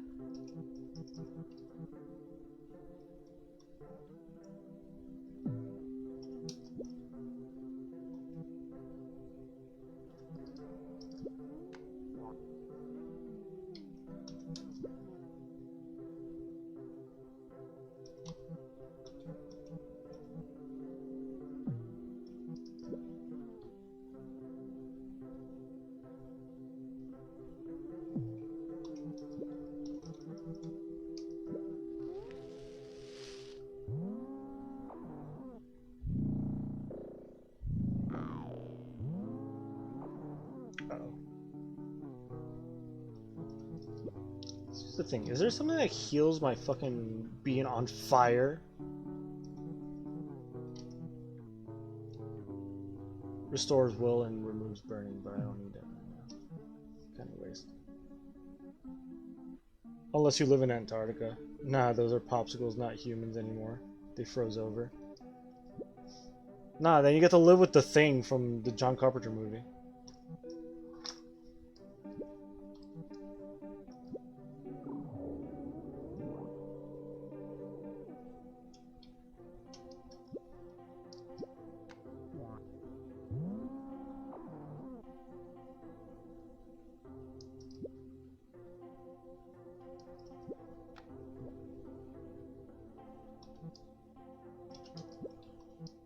Let's make sure I hit this guy.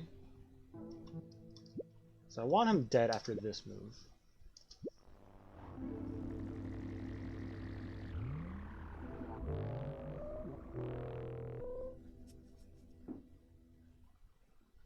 Bye bye, Wayne.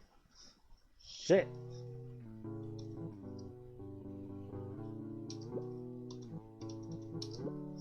Fuck it. It looks like I'm getting my my flesh and will back at the end of every turn, so maybe just spamming the shit out of all these attacks. Well, like, to be honest, you can make a blank account with nothing tied to it and a fake named Google account and it would still work. Yeah, informal, just put your name as like bigpp@gmail.com and there you go.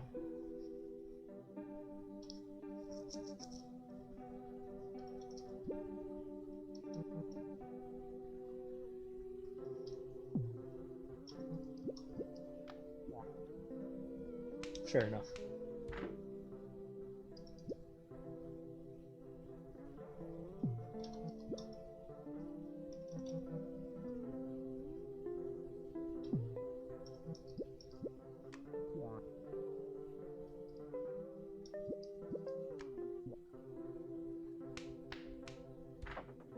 Why? Why are you picking on some Samsnosa?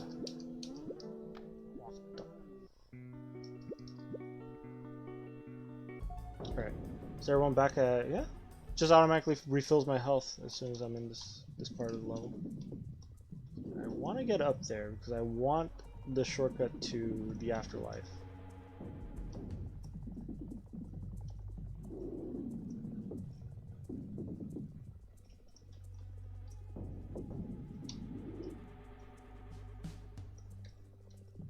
Yo, this looks cool and all, but fuck, this is kind of annoying. Not being able to see... oh, okay. Well, at least I got a gold coin out of it. Well, at least now I know, like, enemy encounters don't mean anything because I just get all my health and healing back, or whatever the hell it's called. As he slaps the hand of Moodbleen. Yeah, I love the names. I liked it better in the first game because everything was procedurally generated, so it was absolute nonsense in the first game.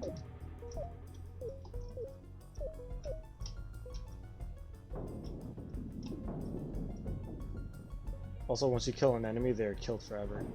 Yeah, I've been noticing that. So there's like, I see that there's no grinding in this game. I feel like they kind of did that in the first game because I noticed that if you kill enough enemies, they just stop showing up. Also, is it worth like exploring more of this area, or am I just wasting my goddamn time? Oh, there's a lot of enemies in this area. Means I haven't been here yet.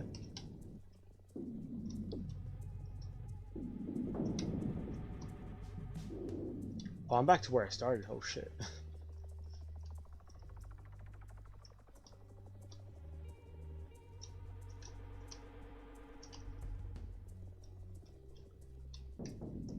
Yeah, I imagine the people, Mason, Lindroth, and Chuck,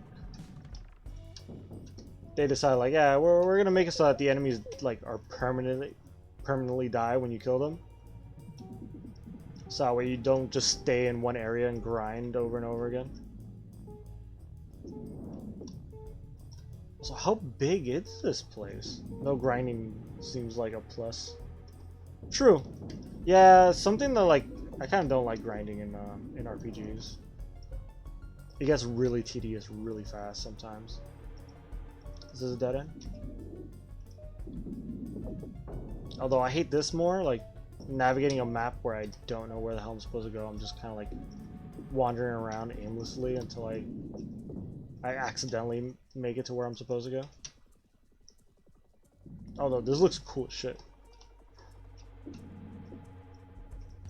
So fortunately they have that going for it. Is there anything? No, this was a dead end, right?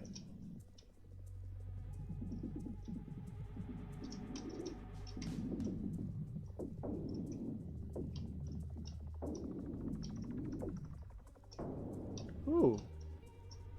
Where am I now? Uh-oh. Oh no!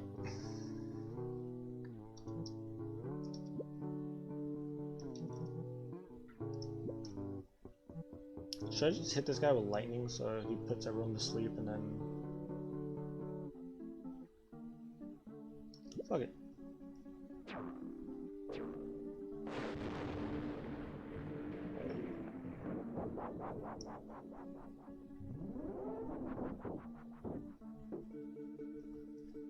Alright, Wayne, kill him. Up.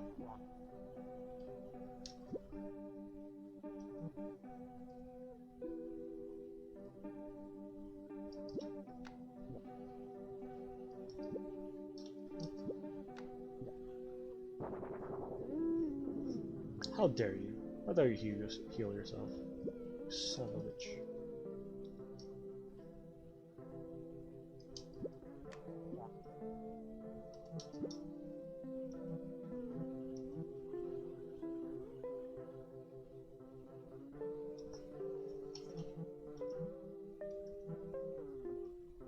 Do any of these cure poison?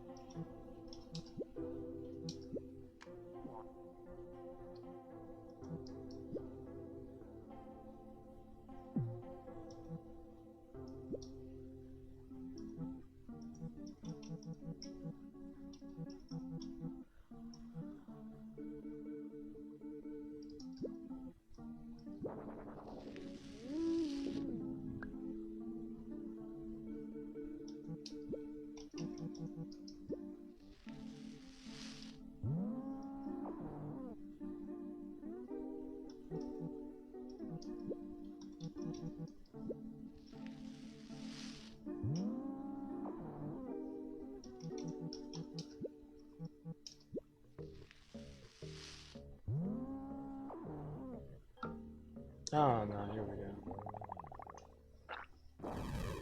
Well, at least I woke him up.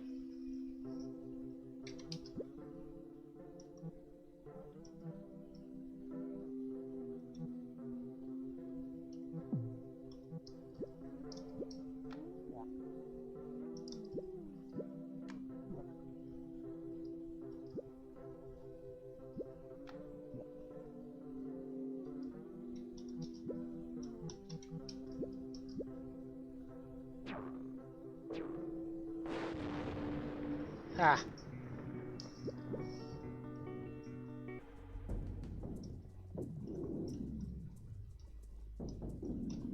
Alright, I don't even have like the slightest clue where I'm supposed to be going.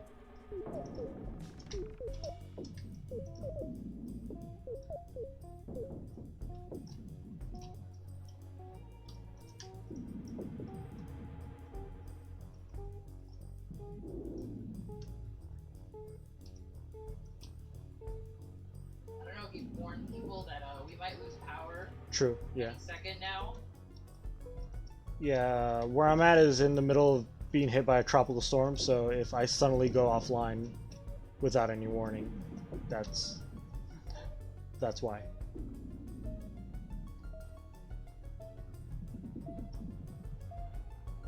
Awesome, jeez, I just wanna... oh, more coins.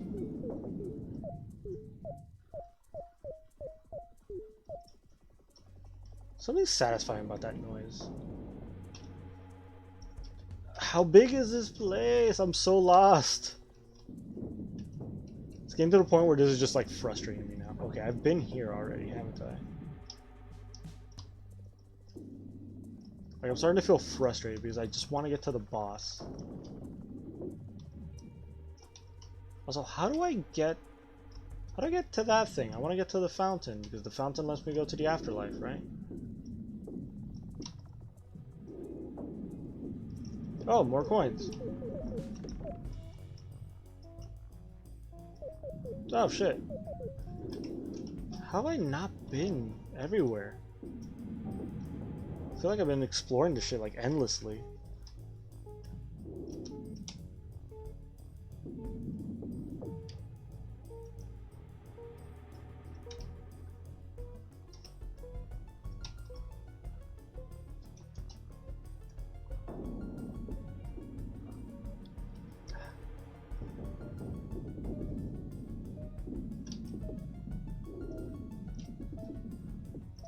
Where does it go? Or is it just dead end?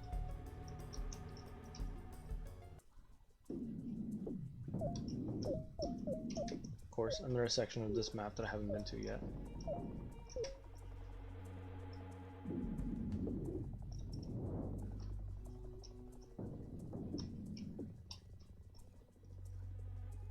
Have I been here?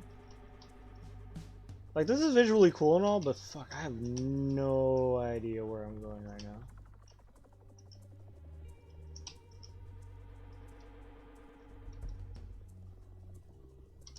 Is that it? Like, there's really nothing else to explore around here?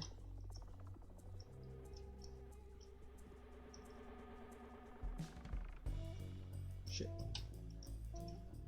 Wait, there's a run button. Okay, there we go.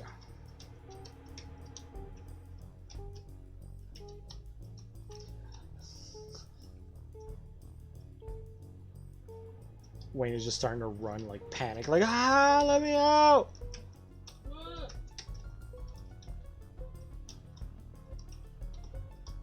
Heck, I can't even leave by, like, the main exit because I don't know where the fuck it is anymore. Man, there's gotta be a way to get over there. Hold on, that's gotta be it. There's no way. That isn't it. Fuck you. Just let me out of here. Cool. Warp activated. This fluid leads to the afterlife. Sure.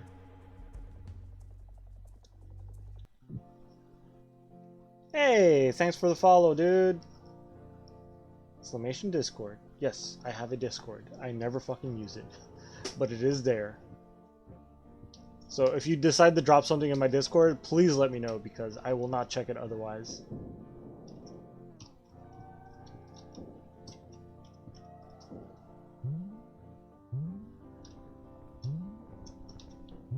Actually, I don't think I have it set up to let you know what my Discord is if you type in exclamation Discord. Is that what you're trying to do?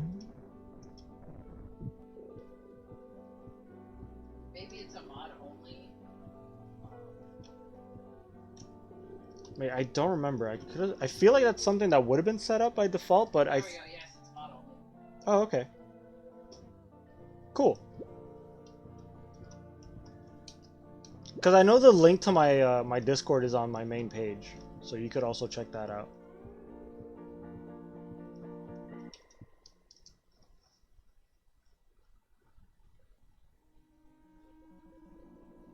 Yeah. Good to see you too. That's cool. Join my Discord. That's nice.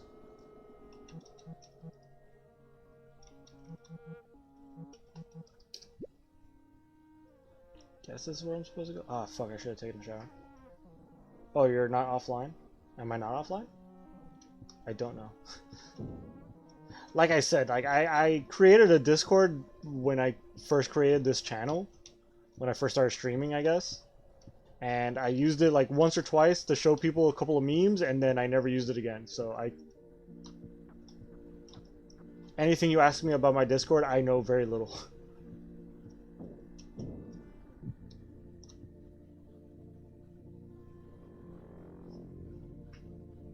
I mean, the stream said you were offline. Oh! Well, I don't know if you heard me just now, like a little while ago, but there is a storm passing by. Not even like anything that big, but I live in an area where like if you sneeze hard enough, the fucking power goes out. So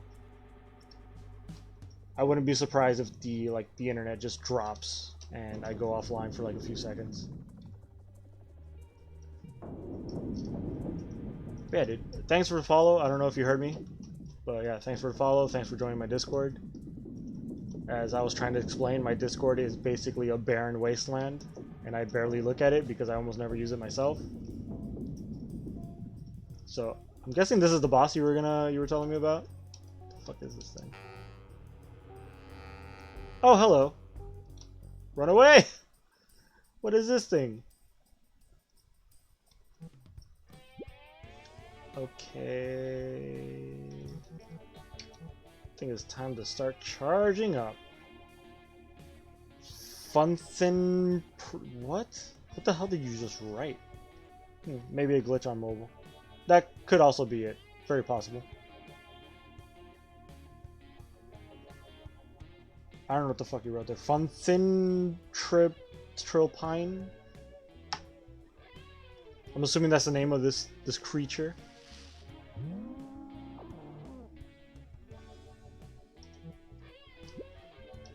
You're gonna get hit with Dissolution. Yeah, there you go.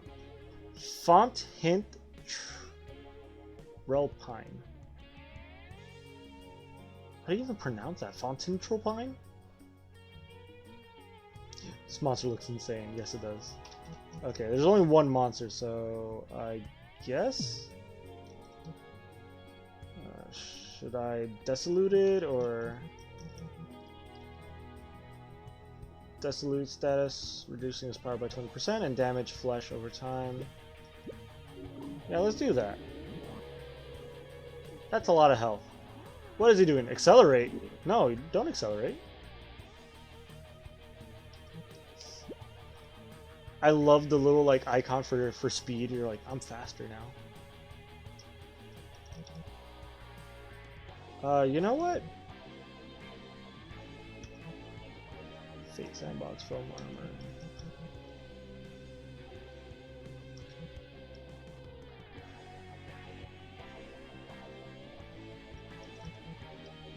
I'm gonna charge up too. And then I'll hit this motherfucker with a time sigil. Get rid of that fucking slow speed shit. You won't fall asleep though, which sucks. Hit him with lightning. Brep, brep, bzz. Well, did that even do damage? What the fuck did that do?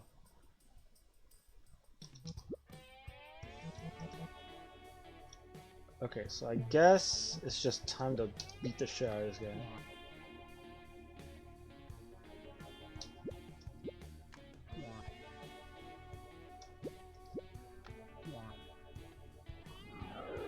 Ether gland. What is that? Of course we're all asleep now. Fuck you. Zawardo. Oh yeah, you're basically all my guys are asleep. That's cute. That's real nice. I like this. This is great. Good times. Oh, so much fun. Fuck me, dude. What kind of fucking turn was that?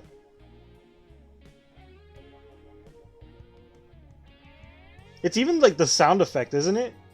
When he does the world.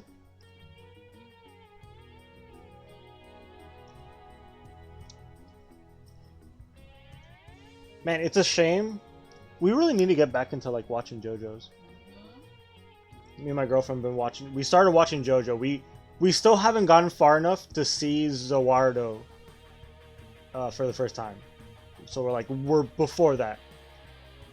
But we are in the story arc where it's, what is it, Josuke? Right? Josuke with the where Stan's got introduced and all that shit. We need to get a part 6. I'm all caught up. I hear that part 6 is never gonna happen because all the characters are named after like copyrighted Jotaro. Aren't they all called Jotaro? Oh, Jotaro is the last name. Okay. Yeah, what was the first one? It was Jonathan Joestar. Jonathan. No, Joestar is their last name. Yeah, Joestar. It was Jonathan Joestar. Then the second one was... Joseph. Joseph Joestar? Joseph Joestar. And this one is Jotaro.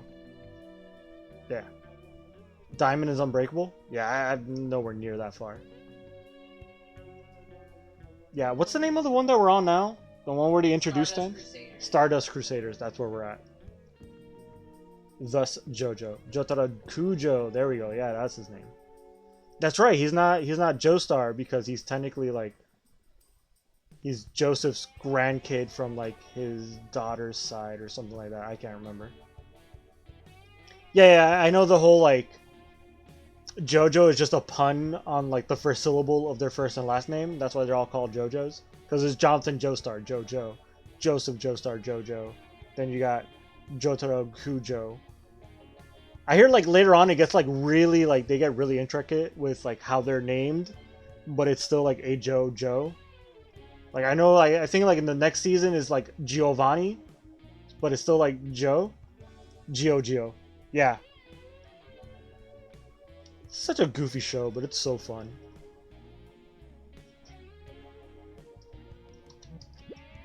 Can I lightning this guy again? He's like, yeah.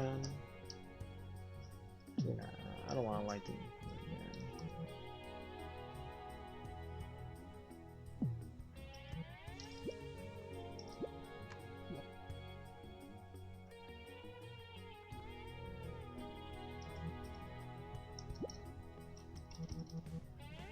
Is he Desolute still?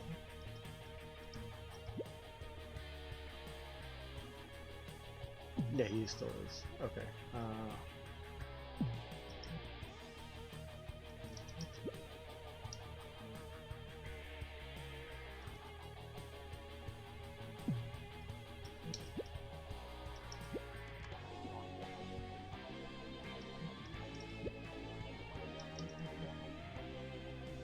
Flesh removes burning and leaking. Okay, there we go. Perfect. Part 6 is Jotaro's daughter. Oh. So what you're telling me is that you're in the first half of part 3, you're not in battle in Egypt. No. Like I said, like, Dio using Zawardo, I'm not even that far yet. What was the last thing that happened in the show? I think, what was the last episode that we saw? We had just passed... They met Cowboy Guy. The guy with the gun, that his power was like, he could make... past the arc where they killed the hangman, the guy with 2 left hands. Yes. That's as far as we got. Whole Horse. That.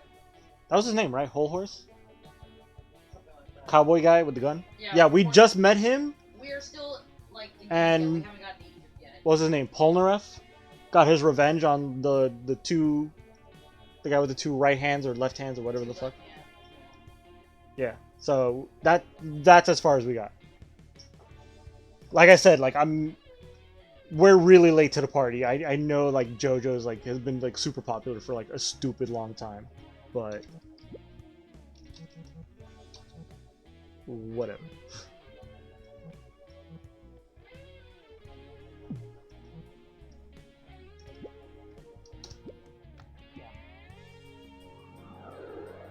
Shit. Oh, he angry. Fuck, everyone's asleep. Well, here we go with the bullshit. Ah, fuck. Oh shit, he just straight up killed Wayne. Fuck. Oh, Wayne Dedesmo is dead. What the fuck? What was that? Well, I'm probably dying here.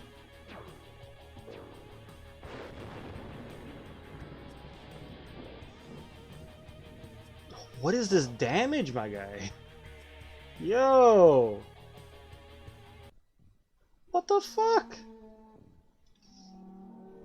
Angery. Yes. Let's see where you're at. Yeah. Just gotta grind that meat. Well, you said grinding isn't a thing.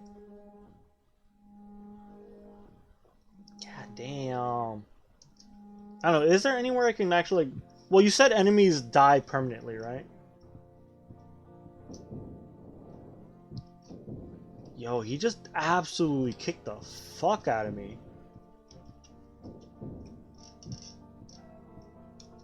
What's this? Locked. No shit.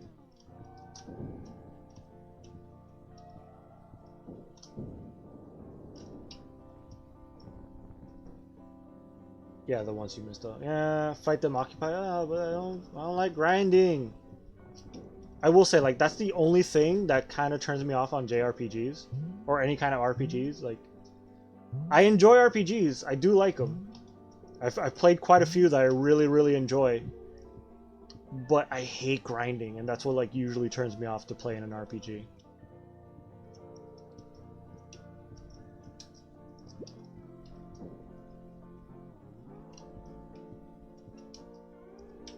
Yo, speaking of RPGs, have you ever played something I wouldn't mind replaying just for the sake of streaming? There's two RPGs that I actually really enjoy and I don't mind grinding them because they're actually like legit fun games. Well, it's not really grinding and the enemies don't infinitely respawn. I guess you're right. I guess I could go back. Well, I could go back to Vuwax's Edifice. Let's go here and see if I missed any enemies, and then so I get as much experience as possible. But yeah, have you ever played Lost Odyssey? Or has anyone in the chat played Lost Odyssey? Because that's a game I definitely wouldn't mind. I don't still own it, which upsets me because it was such a really good hit. Nope, never even heard of it. Holy shit. Yo, okay, so back on the Xbox 360, they released a game called Lost Odyssey.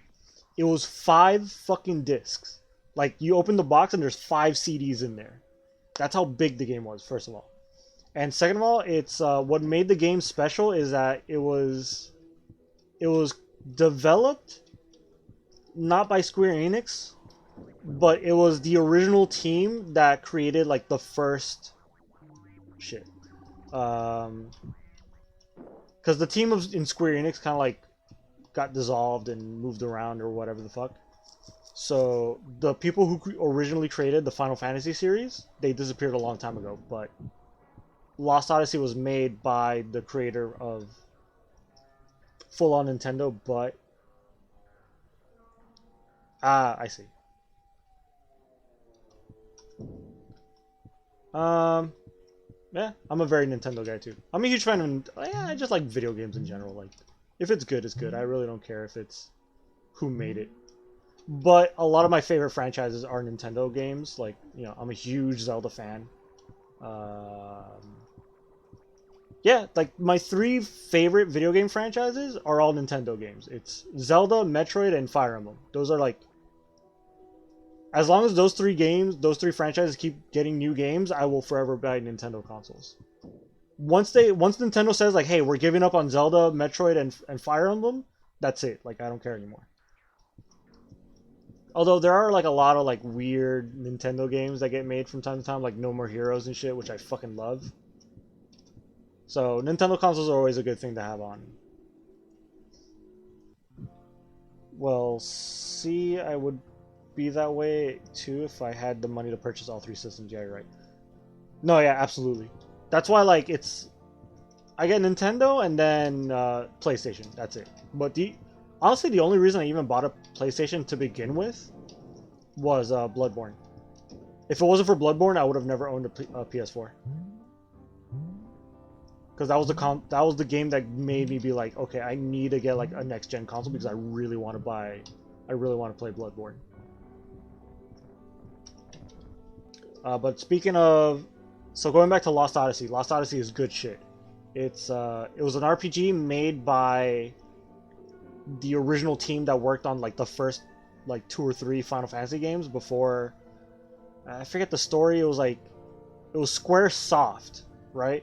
Originally, before they were bought out by another company, and then their name got changed to Square Enix. So the original Squaresoft team that worked on the first few Final Fantasy games, those are the guys that made Lost Odyssey, and Lost Odyssey is good as shit. Great story, amazing storytelling. The whole plot is that you play like a group of Well, 4 of the members that join your team are basically immortal characters. Like they know they can't die. They're just immortal. And in the game, they actually are immortal. Like if they get knocked out in combat, you just wait a few turns and they wake back up. The mortal characters, they will die. You have to revive them otherwise. Great. Walking and roaming around this map looking for enemies is going to be fun. But that gives me time to talk about Lost Odyssey, which is a really fucking cool game. So, the whole premise is that these immortal characters have lived for so long that they forgot why they're immortal.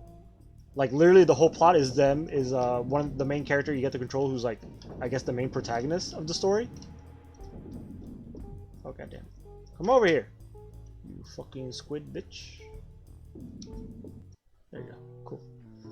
So yeah, Squaresoft and then Square and Enix. Yeah. So before they fused and became Square Enix, that team created the first few Final Fantasy.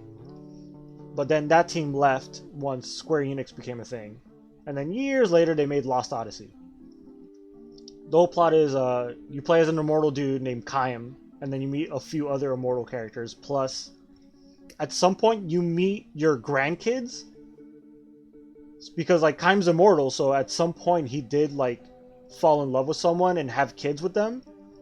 But then they grew old and died, and then you meet your grandkids who are grown up and they join your team as party members. But they're mortal. They don't have the same immortality as you do.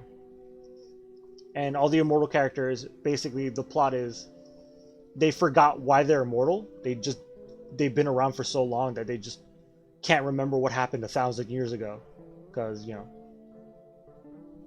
I would imagine that'd be like a huge downfall to becoming immortal. Like, yeah, you could live like forever, but after a few hundred years, you just start forgetting shit that happened 300-400 years ago. So this dude's been alive for like 1,000 years. He can't remember anything that happened like the past few hundred years. And you get basically like caught up in this like huge civil war in the nation that you're in. And then little by little you're piecing together your backstory as to like why are you immortal? Like where did you come from and all that shit. Amazing story. Very good, very well written. There's all these little like items that you pick up and they like remind you of things that happened to you in your lifetime, like hundreds of years ago. And they're like the best well-written like little like mini stories that you get to write, that you get to read. And combat's really fun. It's very like traditional like RPG shit, but like there's this whole like timing mechanic where like if you press a button at the right time, your attack deals extra damage or it deals like status effects and shit like that. Good shit. Really good game. I need to get my hands on it again because I really would love to replay it, but I traded it in like an idiot.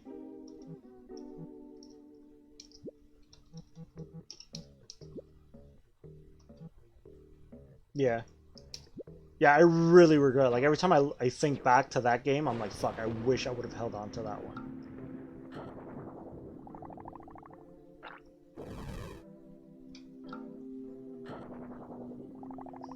Another really cool RPG. This one I do own, and it's fucking amazing.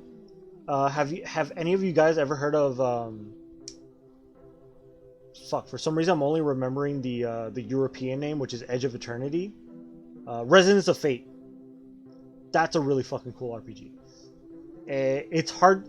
I can't even begin to describe it because it's nothing like any other RPG that fucking exists. And that one I actually want to stream one day just because I want an excuse to replay it.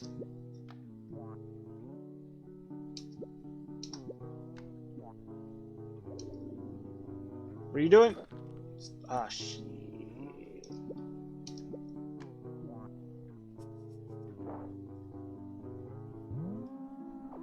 Oh no.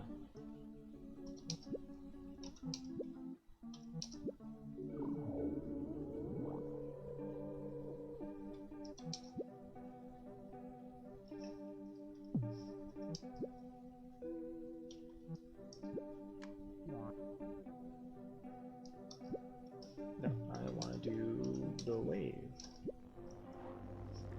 But yeah, Resonance of Fate is really cool. The plot to that one is really interesting too. The whole premise is like essentially I think it's supposed to take place on Earth. They don't really like specify where it is. But the world has become so polluted and like fucked up by like radiation and all kinds of like weird shit. Ooh, that looked gross. Oh no, I'm leaking. That's nice.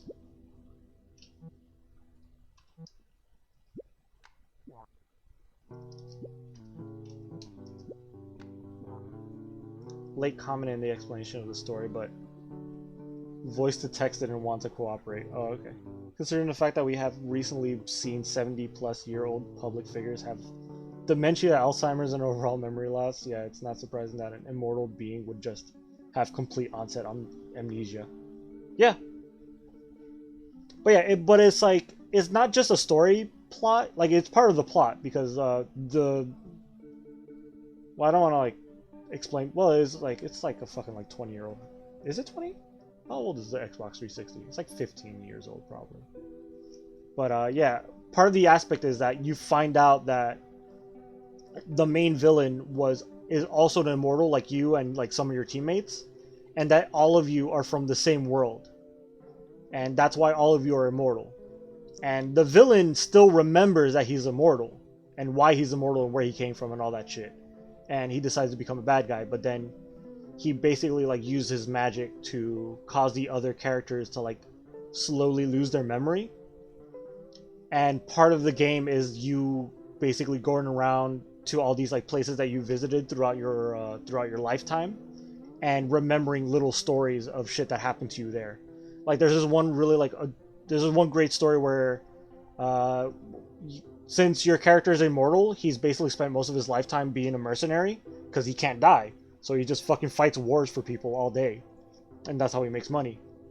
And at one point he gets locked up in a prison and he meets this like other prisoner and they become close friends, and they a prison break happens and they find a way to escape, and then his buddy is like, "Nah, I'm gonna stay here because I want these people to know that I'm not a fucking savage, that I'm gonna like, they arrested me under the law and under like the rules of the land, I'm gonna like sit out my sentence." And then the main character is like, "All right, cool, you stay, I'm gonna fucking escape and live out my life somewhere else," because he's immortal, he'll just sit there for like forever. And then like several decades pass by and he comes back to that town and he meets a guy much older, and it's like some like cute story where like he finished his sentence, became like a member of like the government, and then like fixed the laws so that they wouldn't like fuck with like mercenaries and shit or something. Like, it's a really cool story. Another really good one is again, he's like a mercenary hanging out with a bunch of other mercenaries, and he meets this dude who's like, "Hey, look," he starts telling him the story like this stone that he has with him is like this black, he said when it was originally given to him, it was a diamond, like it was like this shiny diamond.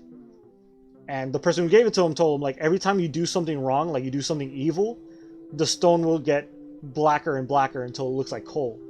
So when he shows it to the guy, he's like, "Oh, like it looks like a block of coal," but he tells him like, "Oh, when I first got this, it was like a shiny diamond. It looked fucking beautiful."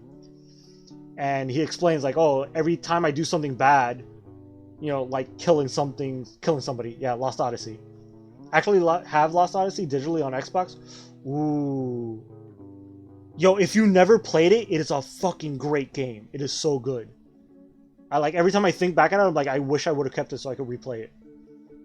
But yeah, one of the stories, like I was saying, and these are all like text stories, but they're so well written.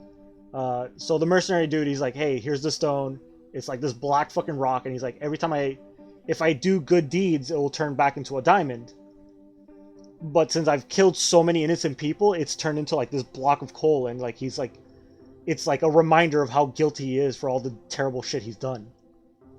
And then at some point, there's like a bar fight that breaks out, and people wanted to kill Chaim for something happens where like some dude tries to start a fight with the main character, and he threatens to like stab him and kill him.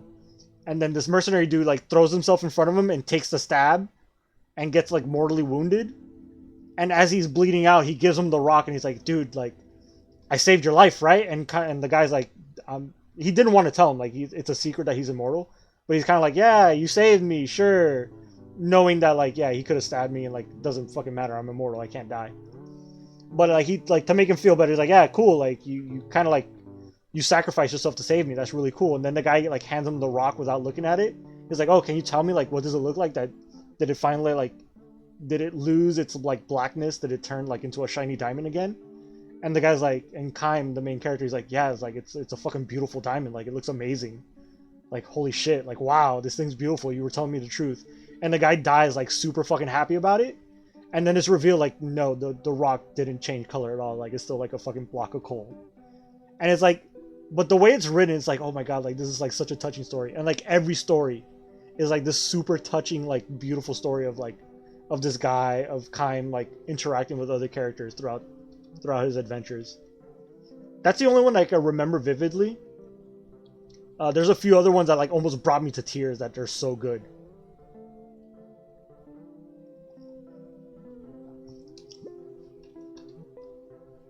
But yeah, came out in December of 2007. Yeah. A little over 10 years old. Well, yeah, I was right. Like a little over 15 years old. Almost 20 years old. Holy shit. God, it's so weird. Remember, like, yeah, I remember this game I played a few years ago. How old is it? 30-year-old game. Holy shit.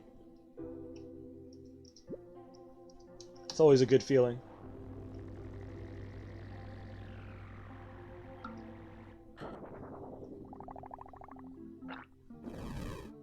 But yeah, Informal, dude, if you have Lost Odyssey, play it. I swear. If you want to play a really good RPG game that's gonna like pull at your heartstrings, that like, and it's good combat. It's a good looking game. Shit, the first cutscene where Kaim is just like walking onto a battlefield and a bunch of enemies are just like attacking him, and he's just like, yeah, whatever, no care. And he just starts killing like all these soldiers, and then it seamlessly jumps into combat. So good looking. It's such a beautiful fucking game. And all the character stories are amazing. There's not a single character, even like the annoying kids, like the grandkids that you meet, like even their stories. Like most RPGs, there's gonna be like a moment where like you get these side quests that really flesh out each individual character, and they're so well done. It's so good. Like just talking about it makes me wish I still had it so I could play it again.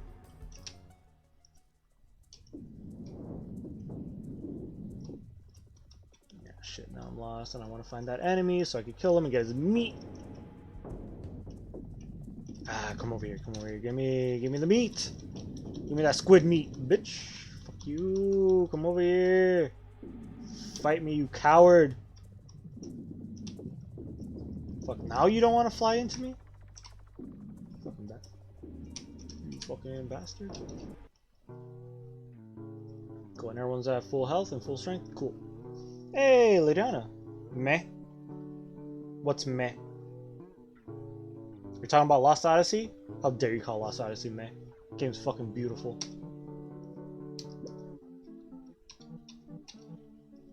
Like legit, like it was a fucking good looking game. Nah? What do you mean nah? How dare you?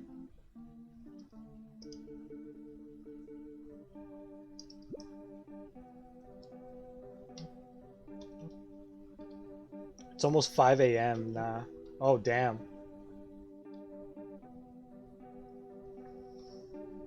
Yeah, it's always... It's always... Well, I don't want to say awkward because that sounds bad, but like... It's weird when you show up because I want to be happy that you're here because it's fun talking to you, but at the same time it's like, dude, get some sleep. It's 5 in the morning.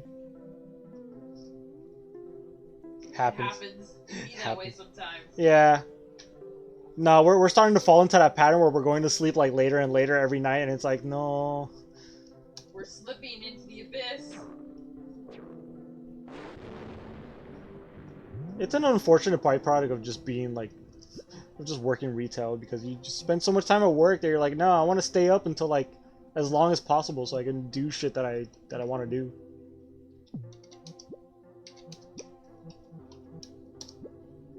Obviously, they're saying, yeah, My Hero Academia.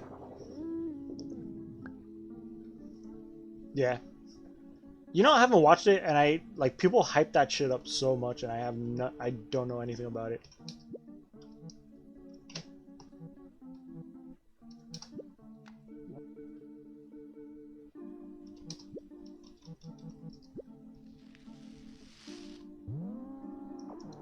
Oh, you haven't watched My Hero Academia either?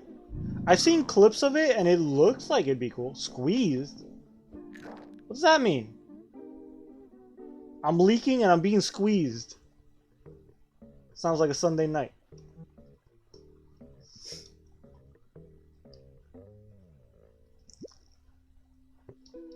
Alright, this is not looking good for me right now. What's happening?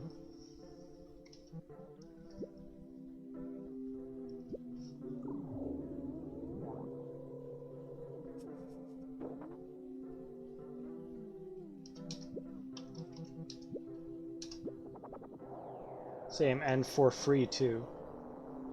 What do you mean?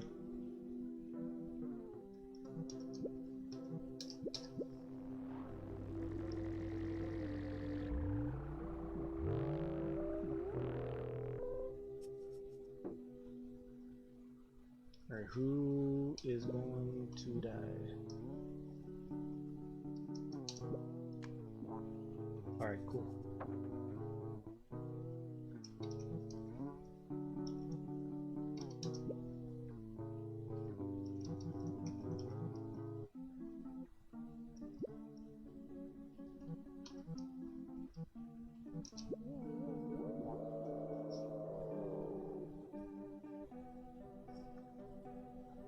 But yeah, I'm done ranting about Lost Odyssey. If anything I said sounds like something you would want to play, at least look up like gameplay footage of it, because it is a good looking game. Like, it's a really cool art style. Like I said, like the very first cutscene, at least watch the first cutscene up until the first battle. Like, in the middle of the cutscene, he's like attacking a bunch of dudes, and all of a sudden, like, he stands up, he turns around, and then the UI just shows up. Like, it's super seamless. It's so fucking good looking.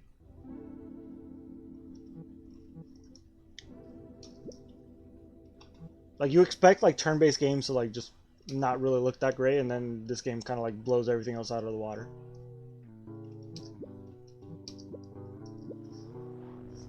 But another game. Have any of you guys ever heard of Resonance of Fate? Because I feel like I'm the only one that ever decided to play it, and I regret that nobody else knows about it.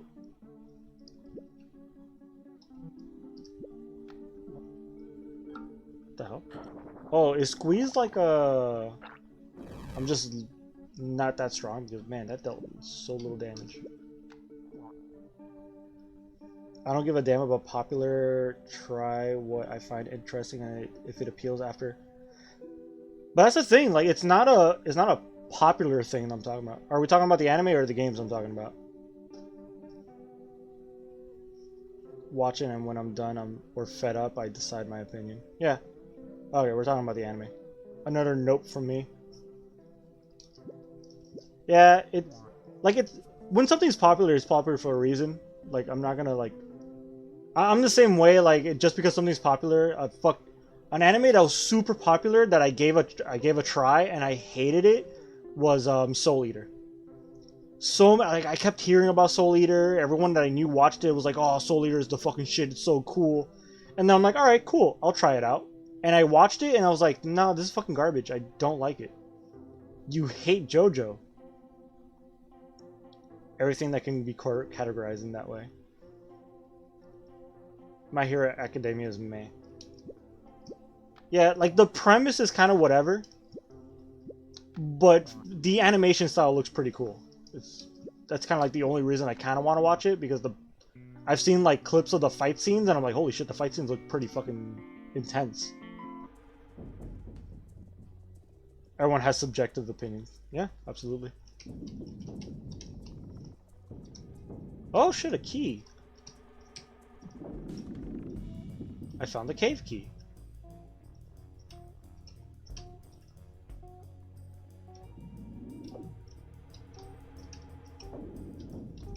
Yeah, luckily, like, a lot of the shit I've ended up liking is just shit that I just found on my own, not because like other people are like, oh, this is a popular thing, you should watch it. Although every once in a while there is something that's like super popular, and I'll be like, hey, you know what? Everyone seems to like this thing. Let me give it a shot, and I'll end up liking it. Like One Punch Man. One Punch Man was like, I kept hearing about it. everyone kept like fucking bragging about how cool the show was, and I was like, all right, I'll give it a shot. It looks interesting. And One Punch Man is fucking awesome. I fucking love One Punch Man. At least the first season. I don't know how much. I hear the second season is a little disappointing. Oh yeah, I already know. I already know how you feel about Devil May Cry 5. I still don't understand why you don't like 5.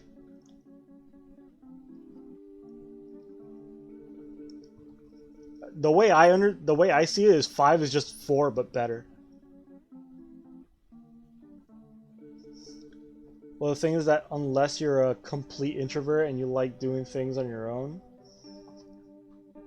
you do want some companionship and you do want to be relatable to your friends. So that's why people play the popular games and watch popular shows, is because they'll have something to talk about with their friends. So you can relate to them. True, yeah. You do want to, like, at least to some extent be caught up on like pop culture. Although I'm a weirdo, I just don't. So when I talk to people like, hey, like The Thing, and I'm like, I don't know what you're talking about. I don't watch it. I hate voice to chat sometimes. Hey, so far it's so far I understand what you're trying to get through.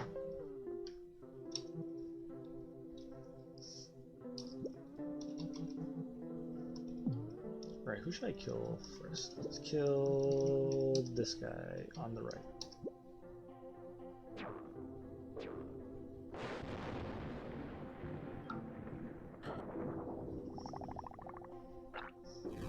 More just observers. At least find a niche of people who also enjoy your niche interests. Not in a mean way. No, yeah. Thanks for calling me a complete introvert and loner. Damn, no. No, I get the point that Syndical's trying to make. It's kind of like, it's good to watch at least some popular shit just so you can like, because that's the shit that most people are talking about. So it's the easiest way to meet new people, I guess. But Dragon has a point too. It's the internet exists, so it's really easy to just meet people that like the shit that you like. So everyone likes what they like. I don't need a niche. There's a reason why the popular things are popular. Sometimes, to be honest. Not every time. There's a lot of times where like there's something that's popular and then I try watching and I'm like, why the fuck, like, why do people like this? This is so weird. Like I was just saying with Soul Eater, I don't understand why people like Soul Eater. I think Soul Eater is fucking garbage. I tried watching it and I just didn't like it at all. There's a lot of popular stuff that sucks. True. There really is. And sometimes things just become popular just because of like Raid Shadow Legends. Yo, Raid Shadow Legends, I don't think Raid Shadow Legends is popular because people like it. I think it's popular just because like you hear about it everywhere. You like Soul Eater? That's absolutely fine. I tried watching it and I just don't like it. I don't like the characters. Adam Sandler is a millionaire even though he's never made a great movie in his life. There's a few good movies. I don't know. Big Daddy was pretty good. His first couple of movies, Happy Gilmore and Billy Madison, those movies are pretty fun. He can be funny. He can be. That's the thing. I said great, not good. Mr. Deeds was actually pretty good too.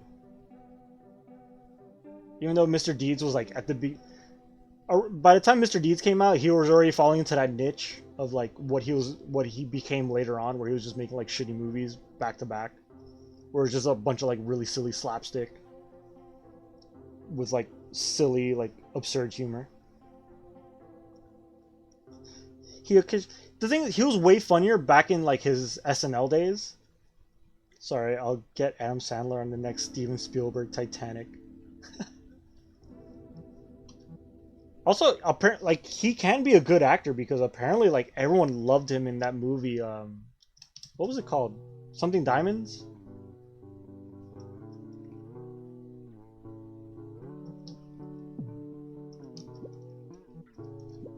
Uncut Gems. There we go.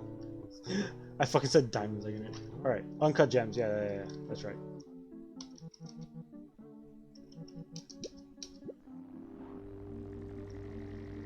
Oh, you're leaving Lydiana? I'm nearly passed out, so I guess I'm gonna nap. Alright, nighty night. Mr. Streamer. Oh, thank you. Oh yeah, the cat's been pretty well behaved so far. But yeah, good night, Lydiana. Hopefully see you on Tuesday when I'm... Oh, I've been streaming Hyrule Warriors. Not the new one, the old one. The one that you like, not the one that you think sucks because it's a prequel to Breath of the Wild. So yeah, if you want to join in on Tuesday, that'd be nice. But yeah, good night. Get some sleep. It's like stupid late/early or whatever.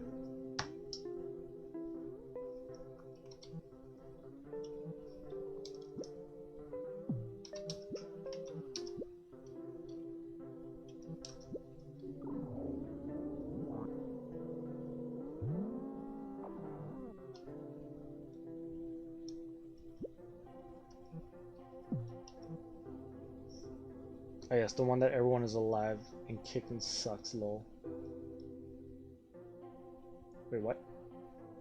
Love my barren, empty wasteland where everyone's dead and Ganon reigns. Yeah.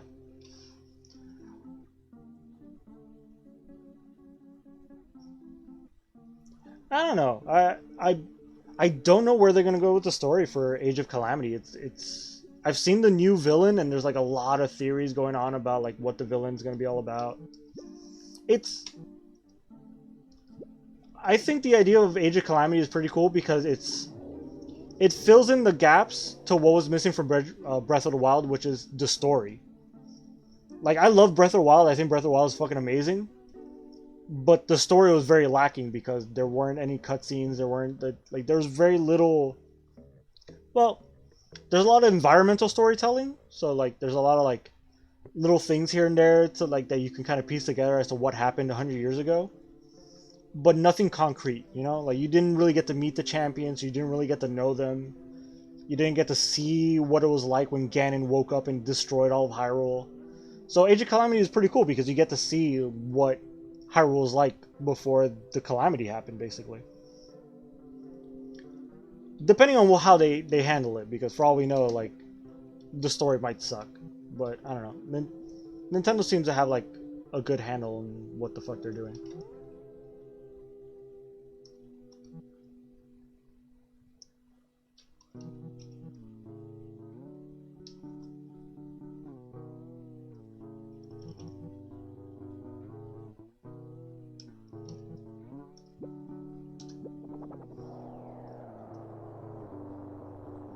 And also, Hyrule Warriors combat is pretty fucking fun.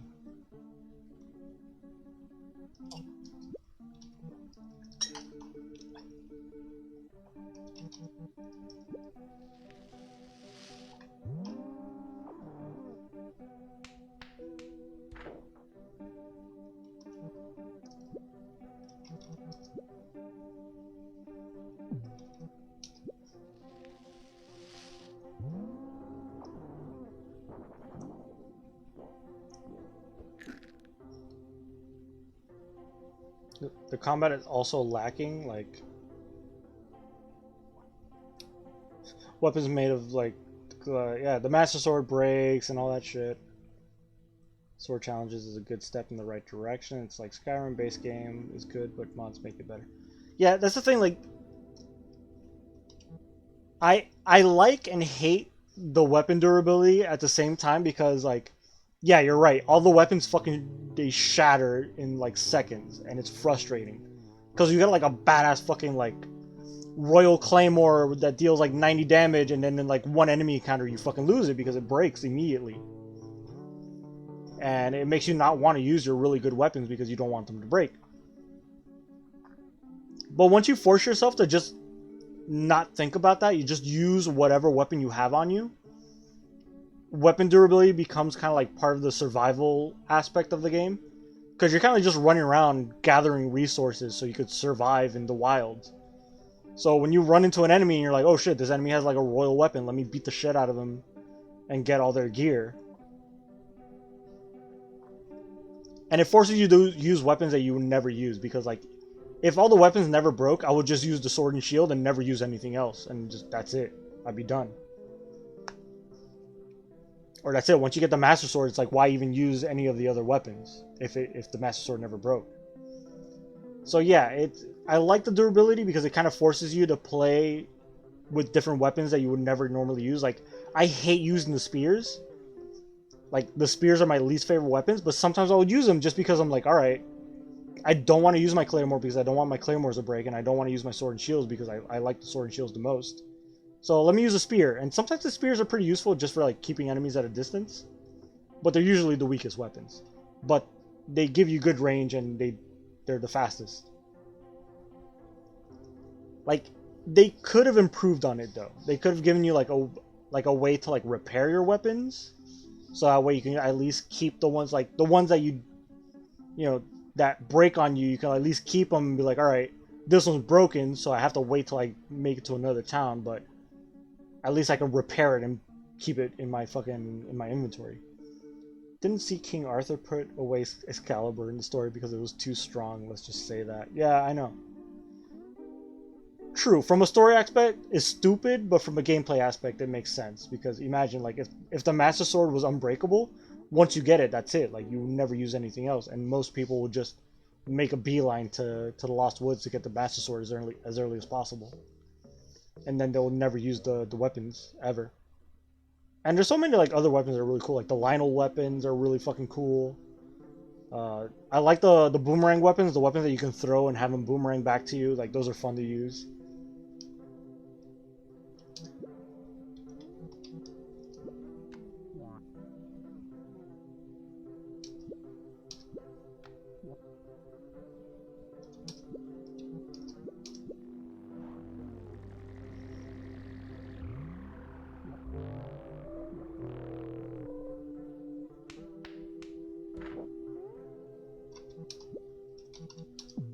Nope.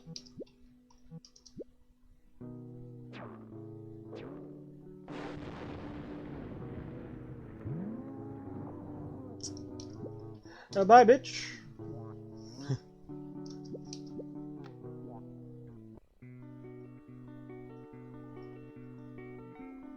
But yeah, I'm sure they'll change it for the sequel, because Age of Calamity is going to be Hyrule Warrior style, so they're not going to use like weapon durability. I've already played the demo, and there's apparently like a thing that you can do where as you collect weapons, you can kind of fuse them together to make stronger weapons. So like as you're collecting like steel weapons, you have like 10 steel swords, and then they all deal like 1 damage, and then you fuse them together to make like one sword that deals 10 damage. Shit like that, right? I'd say make an ultimate version of each weapon. Well, they did with the champion weapons. You get all the champion weapons. They're all like really fucking good weapons, but they also break. But then you can't repair them, but you can like rebuild them, I guess, once they break. But even then, like, it still feels lame. I wish there was like, I don't think they should get rid of weapon durability completely, but they should improve it in a way where it's more fun to use.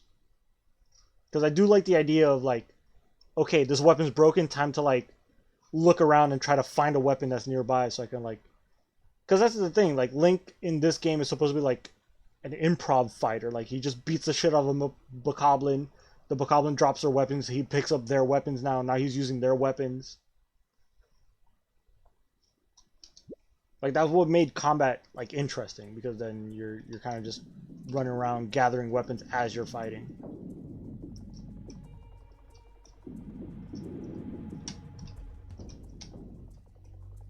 And it gave you an excuse to use a bunch of different weapons. Like, one thing that was lacking in not Breath of the Wild. One thing that I didn't like about Twilight Princess, which is I know there's a lot of people really love Twilight Princess, and I do too. But one thing that I felt like was really lacking is different melee weapons, because once you get the Master Sword, that's it.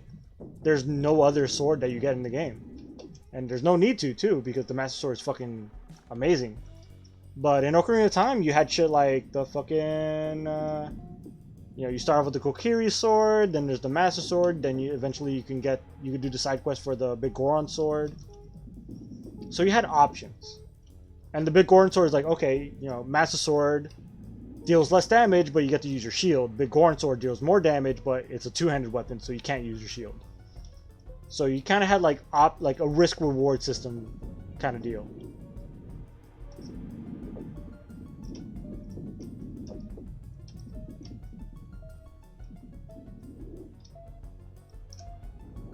Oh shit, I don't know how to get to where I'm going. Right, I haven't leveled up. Actually, I should level up first and then fight this guy. Right, but you shouldn't have to force those options. Yeah, you're right.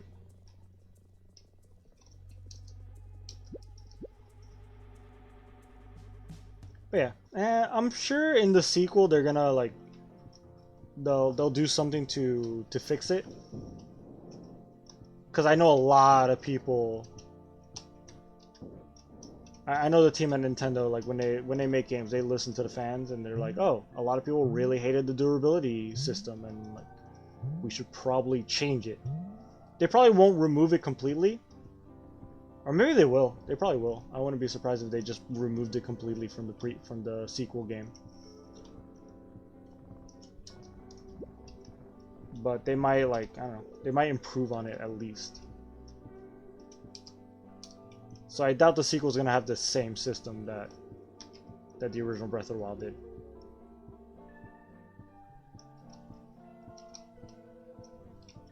Alright, let's make sure I'm at the worm pod. Whoop.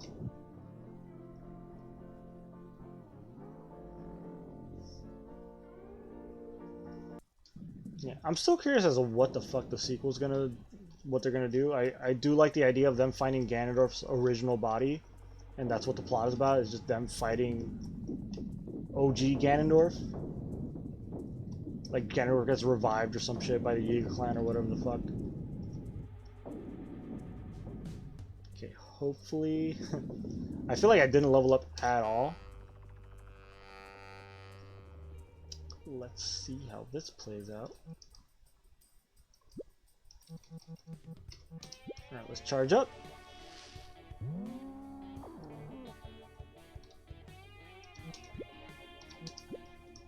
Then with the solution. He's gonna accelerate himself like a bitch.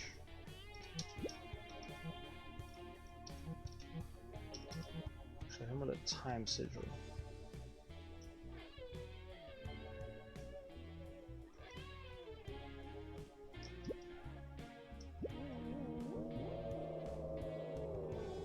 Damn, that was a lot of will. Charge 2 additional attacks are made against random enemies.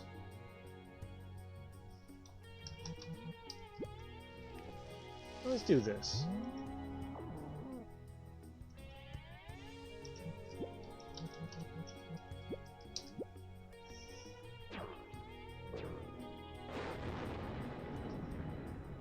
Right, cool, he's burning now.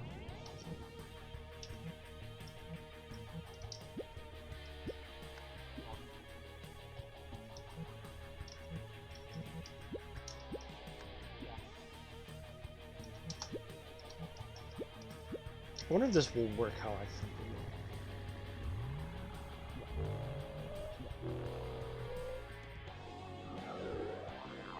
it will. Yeah, everyone's gonna fall asleep.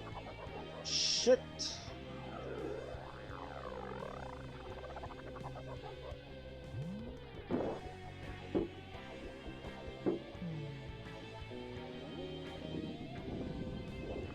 God damn, that's a lot of fucking damage.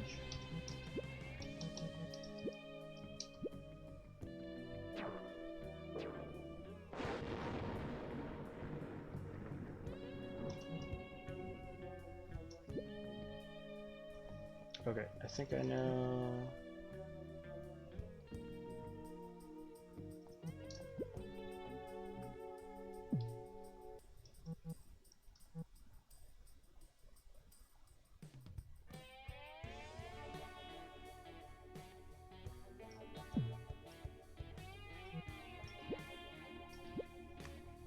Right, he's angry now, which means he's gonna fuck me up on the next turn.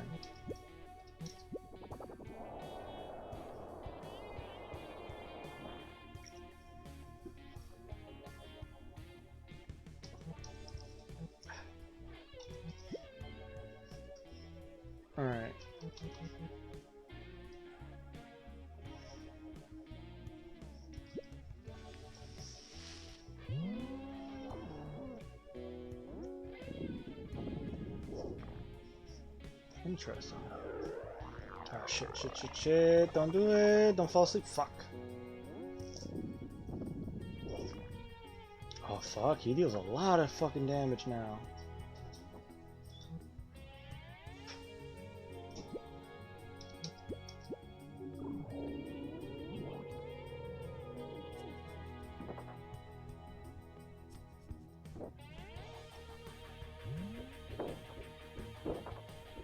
Alright, everyone woke up. Okay, I just need to be able to attack one more time.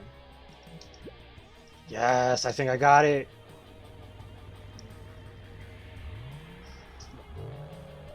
Fuck you! I did it.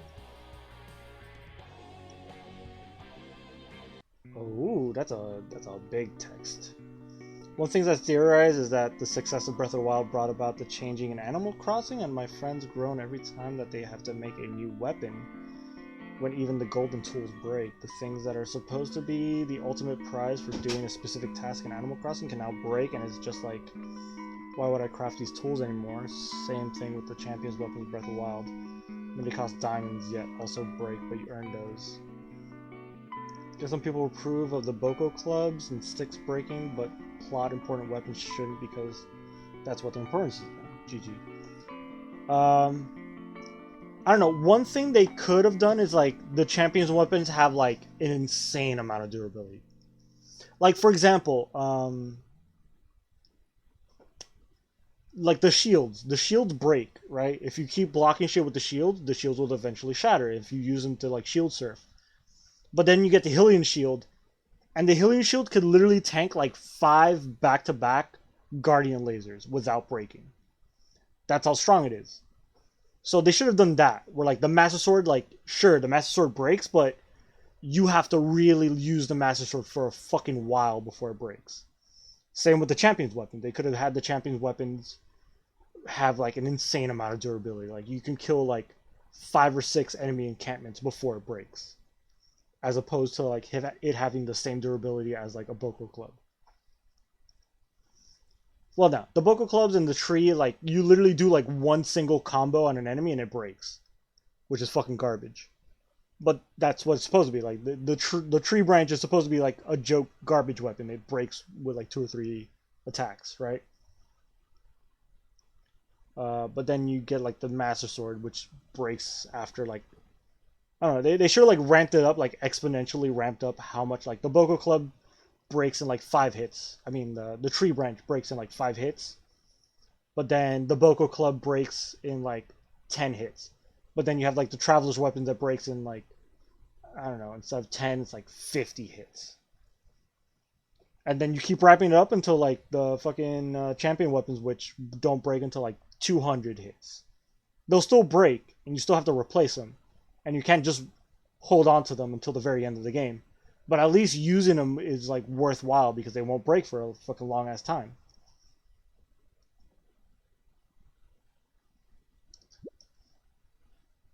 I feel like that would have been a really good fix to that whole problem.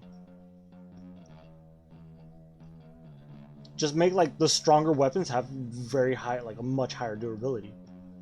Which is weird because they did do that with the Hylian shield. The Hylian shield has an insane amount of durability. Like you have to basically break the Hylian shield on purpose for it to break.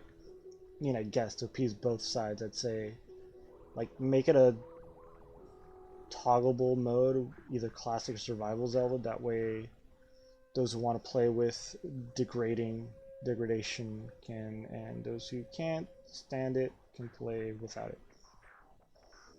Like I said, I'm pretty sure these are things that are going to change drastically in the sequel because a lot of people have talked a lot about weapon durability in Breath of the Wild, so I'm pretty sure Nintendo knows that a lot of people were unhappy with it. So I don't expect it to come back the same in like looking the same it did in the original Breath of the Wild.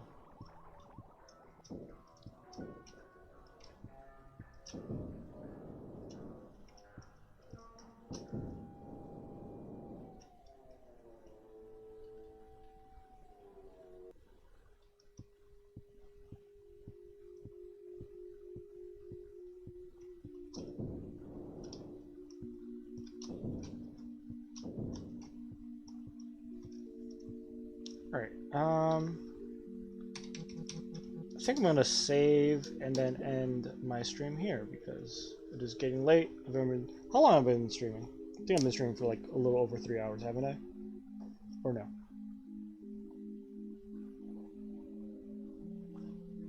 Just literally like right at the 3 hour mark. Yeah, I only kind of wanted to stream for like 3 hours. That, and you know, the longer you go, the closer the possibility is. It's like a bitch ass category 1 at best. I'm pretty sure it's not gonna be a fucking issue.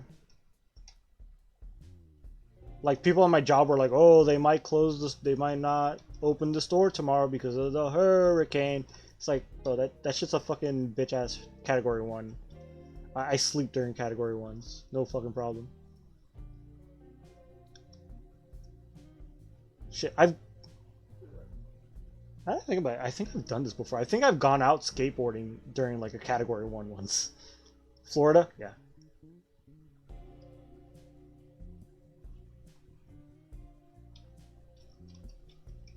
Yeah, apparently there's a storm coming our way and it might hit us tomorrow, and at best it might turn into a category 1, which I don't know. If you're from here, category 1 is like, yeah, whatever. I go outside and take a piss during a category 1. I don't give a shit. So yeah, I'm not really fucking worried about this shit. I have tomorrow off anyway, so I really don't care. It doesn't really affect me anyways. Although it might suck because if it is raining like really bad tomorrow, I had some shit to do. From New York, Long Island. Do hurricanes ever like go that far up north? Like I know they like sometimes they'll look at Florida and be like, nah, fuck that, and they'll like do a 90-degree turn northward, and so you guys also get hit by hurricanes. I imagine it's much different because like infrastructure there must be like completely different from how it is down here in Florida. I'm sure buildings are made to like be able to deal with that kind of shit. Sorry if I'm shaking the camera, I accidentally moved it.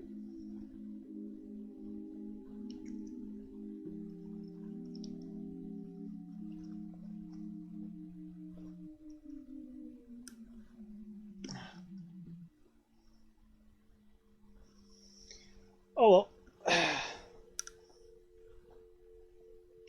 Well, like I said, I wasn't joking before when I said that the area I live in, it's under a power grid where like you literally, if you sneeze hard enough, the fucking power goes out. I'm surprised the power hasn't gone out yet because it has been raining, and whenever it rains for like extended period of time, like the power just goes out for no fucking reason. But yeah, I think that's it for this stream. I don't know how much longer I have to beat this game. It looks like I'm already on my way to like the final level. Maybe, maybe not. Who knows? Actually, shit. Before I go, because I'm totally gonna forget to do this. I did gather a bunch of fucking antennas, so it might be a good idea to go to the TV island that lets me do charge. That lets me like upgrade my charge ability. I think that's, from what I understand, that's what they told me. Also, I just wanted to hear the music again. This music's fucking bomb. So what island was this again? This is the island where Vuax lives.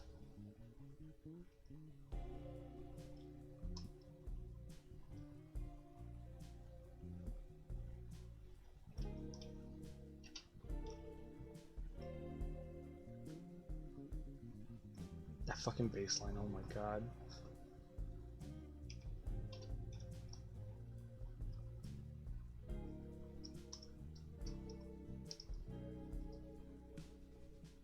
Dude, it's like 11:30. What the fuck? I'm sorry, bro. You're gonna have to go jack off on somebody else's stream. Yeah. It's not my problem.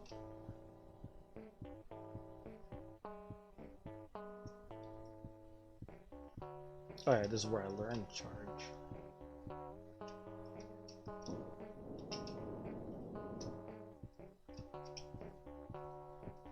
Well, don't worry, I'll be back on Tuesday, where I'm going to be playing Hyrule Warriors.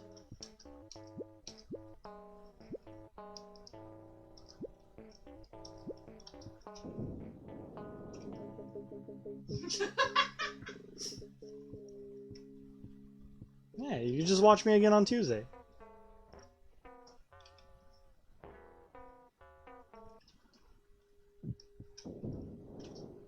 Feels bad, man. Every time someone uses like a singular feels bad, you just see like one lonely little Pepe. It's just one little tear. When's my stream? Hey, what's up, Wesker? When's your stream? Yeah, hey, you guys haven't been streaming that much. What's up? Now that you're done with Halo, that's it? You're not going to be streaming anymore? What happened to that other game? Oh, Soma! Dude, keep streaming Soma. I want to see you guys play that shit. No. Or, wrong the idiot. one that Informal was playing, fuck, what was the one that we were playing last time? The name of it is like right on my fucking, like, it's at the tip of my brain. It's like right there. Feel it. Fuck, what was it called? Mortal Shell? Yeah, you were playing Mortal Shell last time. That was like what was that, like a couple of weeks ago? Dude, keep playing that shit. I want to see more of that game.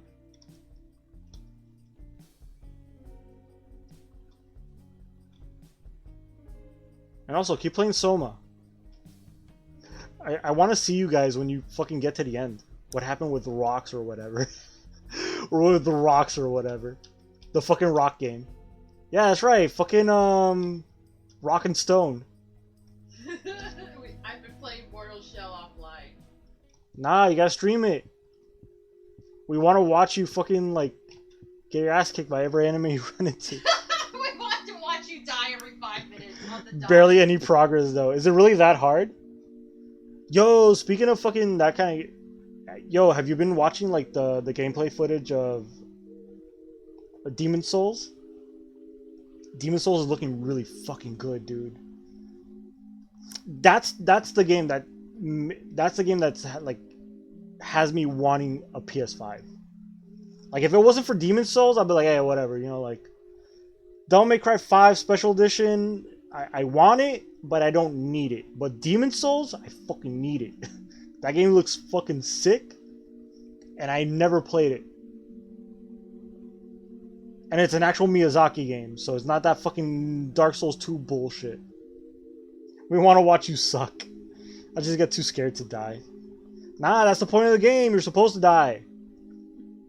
You die and then you get good. Dude, believe me. You can get good. I played Dark Souls 1 and I rage quit it a couple of times because I fucking sucked at it. But once you learn, like, once you learn how you're supposed to fucking play, it's not that hard. The hardest part is learning how to level up, really. At least for Dark Souls 1. I don't know if Mortal Shell is that close of a Souls-like. But it can't be that hard. It can't be that hard. Come on. Come on. I wouldn't mind playing that one too.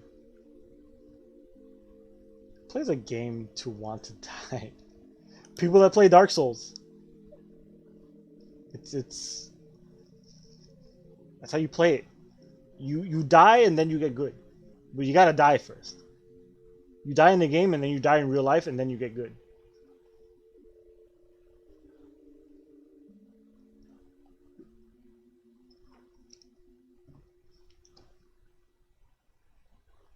Alright, speaking of wanting to die, I finished my scotch, so I have no reason to keep streaming.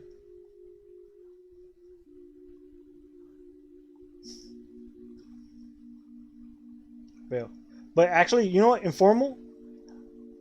Yo, stream Lost Odyssey.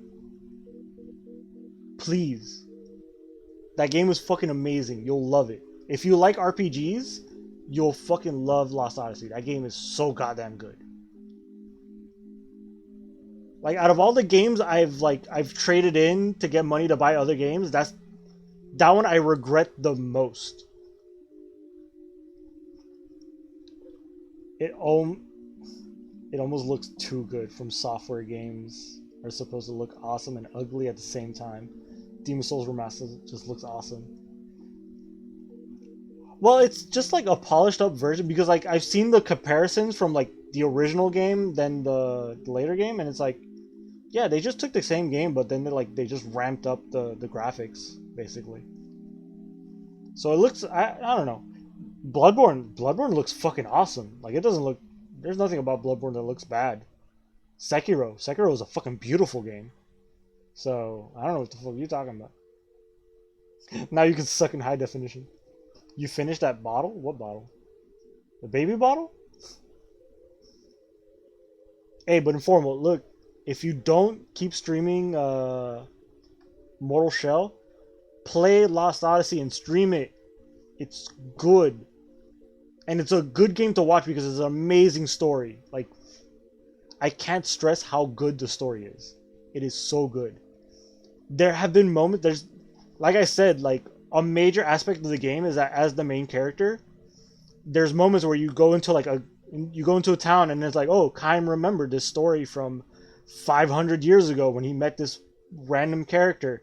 And then it's like a text story that you get to read. And half of the stories will make you cry. They're so good. Whiskey or whatever, or drink water? No, whiskey is a liquid. Liquid is a liquid. It doesn't fucking matter. Same shit. Whiskey has H2O in it. Their texture game is just slightly subpar. Has a certain charm. Yeah, well, when it comes to like their earlier games, that's the thing. A lot of people want to be like, oh yeah. Yeah, when you're talking about like the first Demon Souls and Dark Souls 1, yeah, you're right. But from Bloodborne onwards, their games have been fucking beautiful. Because remember, Dark Souls 2 is not by the same team. So I don't count that shit. That shit doesn't count as a Dark Souls game. But you play Dark Souls 3, it just looks like Bloodborne. Water's water, drink more of that. Nah, I don't need it. I need more scotch. If he wants water, he can walk outside right now. True. Just stand outside with my mouth open and just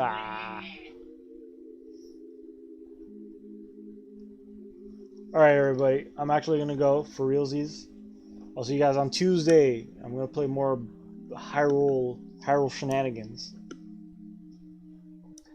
Bye. Hold on. Let me save. Just want to make sure I save. Been playing this game for 5 hours.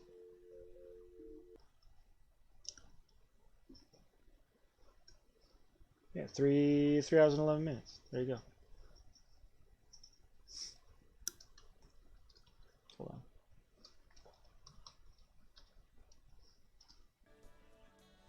Be excellent to each other. Party on, dudes! Yeah. Put Lost Odyssey on my radar. Backlog is long enough. No! Play it. Just fucking play it. Fuck backlog. Fuck your radar. Just play it. Just start playing it. I swear, if you start watch that first cutscene, you'll be hooked. You'll play at least until like that first battle where you play as like the main character for the first time. If that doesn't make you want to play the entire game all the way through, then I don't know. But good night, everybody. I'll fucking see you on Tuesday.